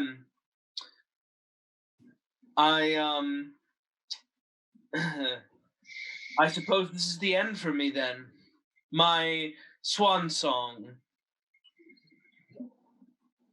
She says, did I at least kill some of you? No. I see no waterfowl to sing to. No, I got bruised a little, and don't think of it as a swan song. It's just a curtain call. She a fan. She laughs bitterly and says, fair enough. I suppose I'm ready for my close-up then. All right. Well, I think we should go meet the audience then. Yeah, and she holds her hands out for like to be cuffed, and you guys I guess take her to the police, and she's booked. You guys have wrapped up the Starlet strikes and prevented a good amount of damage. Yeah, well done. Round of applause. Woo! Woo! Good thing I have a lot of tech. I was like, Yeah, and you then have her pen stops spider legs and she gets away. Yeah, your character was uniquely suited to that. I know, right? I was like, I'll just hack this. I'll take it over. Awesome. Yeah, when you said that, I thought, well, I think this encounter is going to be solved really quickly. Yep. Which is again something that qualities do in this game. Like when you match up with like, oh man, this guy's all ice powers and I'm an ice manipulator, so like here we go. Yeah. So I hope everybody had fun. Yeah. I know I did. That was fantastic. Yeah. Let's do our quick feedback session before we close up, before we start recording. So traditionally on BWK, at the end of a game, we have a quick feedback section to talk about the game, our experience with it, and what we liked and such like that about the game. What we think are, interesting points to bring up about the game. So, who do we want to start with today? I had a fantastic time again. Paul, as always, you run a fun game. I loved being able to see something involving the game. There was a bit more of the epic boss battle we had, which if you're interested in checking out is also a Babies with Knives video. But getting to see a lot of the different things, and you do definitely get to feel the character that you are. You're good at some things. Like I got hit like twice because Odysseus's dodge is really high. And he's by all means meant to be involved in combat as the hero on the front lines, and so it plays that way. I felt super bad that one of my teammates got knocked out, but they aren't designed to be tough like me, so it's going to happen sooner or later. And Kaiju Breathing Fire kind of does that. So thank you so much. Yeah. This really leans into your character design. So however you have set up your character, it really encourages you to move in that direction. For example, with Dr. Tomorrow, I noticed that I had certain bonuses as long as I was using Overcome and Intellect. And so I leaned into that, which really helped with my success with the character. Yeah. So I really enjoyed that. And then when I looked at his backstory and I saw that he emphasized intellectual pursuit, I leaned into that as well when I was role-playing the character. So I think you've done a very good job writing Dr. Tomorrow's backstory and designing him as well. And your system is very straightforward. I mean, there's not a lot of confusion. It's very easy to understand. Your character sheet is laid out very, very well. Everything's easy to find. It fits on one page. So, it's great. Well done. Thank you. And you did a great job with Dr. Tomorrow. You picked him up just like that. I mean, everybody really, like, obviously Alice, Ally's your own character, but everybody else got the essences of their characters really terrifically. So this is a great game. Aaron, what were your thoughts? Well, you ran a really fun game. I had a great time, and it was very engaging. I guess the only thing that that I didn't have a chance to get used to was dealing with the initiative with the hero points. I felt that starting with the fewest hero points, I had less chances to roll dice and earn. I mean, I rolled pretty poorly for most of the game, but I had fewer chances to earn those hero points because other people were acting more often or sooner. And also, I'm just not I'm not a player that jumps straight to like the combat side of things. So that also limits me in that way. So I guess I would have liked an opportunity to earn that through some not being so combat heavy or leaning in that direction. But other than that, I mean, I got everything, and I had a really great time. So yeah, I appreciate that feedback. We are designed to have a lot of role playing. We talked a little bit in the beginning about anchors and role playing. Like obviously for this session, we just went straight for the combat. It's a one shot. We were just kind of doing it, but the way you get hero points back in between encounters is by interacting with your anchors. So like there's a built-in, a baked-in mechanic here in Union City Heroes that encourages role-playing. So we hope that role-playing, and not just between superheroes, but also between your heroes and the people of the world of Union City is as big a part of the game as your fights with atomic kaijus and the like. Totally. Well, I'm sure I would find out more. The more I play, it would be easy to get into and get the perks from that. Cool. As for me, yeah, I know that anchors also, if you save people, if you go specifically and save people like in front of the theater and all, if you were grabbing civilians rather than entering the fight, you could get hero points for that too. I started with one hero point, but I rolled a couple 10s that helped me get up. But I was making a lot of various types of rolls, so that helped me because I was rolling more often since I was doing multi-attacks and stuff like that, which the last time I played a pre-gen called The Green Death, and she was a lot of fun, but she definitely had very different powers and very different capabilities. Like Caleb was saying, you really want to lean in. And so the way that I built this character, I think I'm pretty happy with the way that I built her in the end. And something I find interesting is as I was playing with that transform, I felt that I was picking up because I would be able to calculate what level I had before I actually got to the page towards the end. I don't know if you caught that, because I have experience doing variable power pools in Hero System. And this is a very simple version of variable power pools that I was just and it was very cool to have something that you could do something like that with much more quickly than a variable power pool that takes a little more math and going, hold on, let me So you want to have like a bunch of presets done, but this I didn't really need to, as long as I took a little time between initiatives to go and read through stuff. And that's really what we were hoping for with the system, was to have it be crunchy enough and complicated enough that it really gives you something to dig into and to play with, but that it's easy enough that even like, with your second time ever playing this game, you're able to by the end be like, cool, I've got a good feel for like a couple powers that I'm able to pick up with transform and like easily bake them into whatever I'm doing. So And I was trying to make sure that they stayed within the parameters of my concept, and also I wasn't. So when I was trying to think about how I could transform for the fire suppression system, I was like, well, I don't carry those chemicals inside my body. Where could I find those? The air ventilation system. They have to have that in those systems because that's part of how those systems run. So I'll just pop the top on those. So it was it was a lot of fun. I enjoyed the game very much. I enjoyed playing with everyone here. So thank you so much for running. Thank you very much for joining us. What about you? yeah, I had a really great time. I was really interested to see how this played out because there's a lot of different ways this can go. Depending on the characters who get away from the first encounter and your the team's ability to investigate. The adventure is set up where you could potentially have the atomic kaiju attacking the TV station the next day, and even if they get away with that, a riotous performance from Rockenstein 69 that the heroes would get to hopefully intervene with and stop. So you guys did really great. I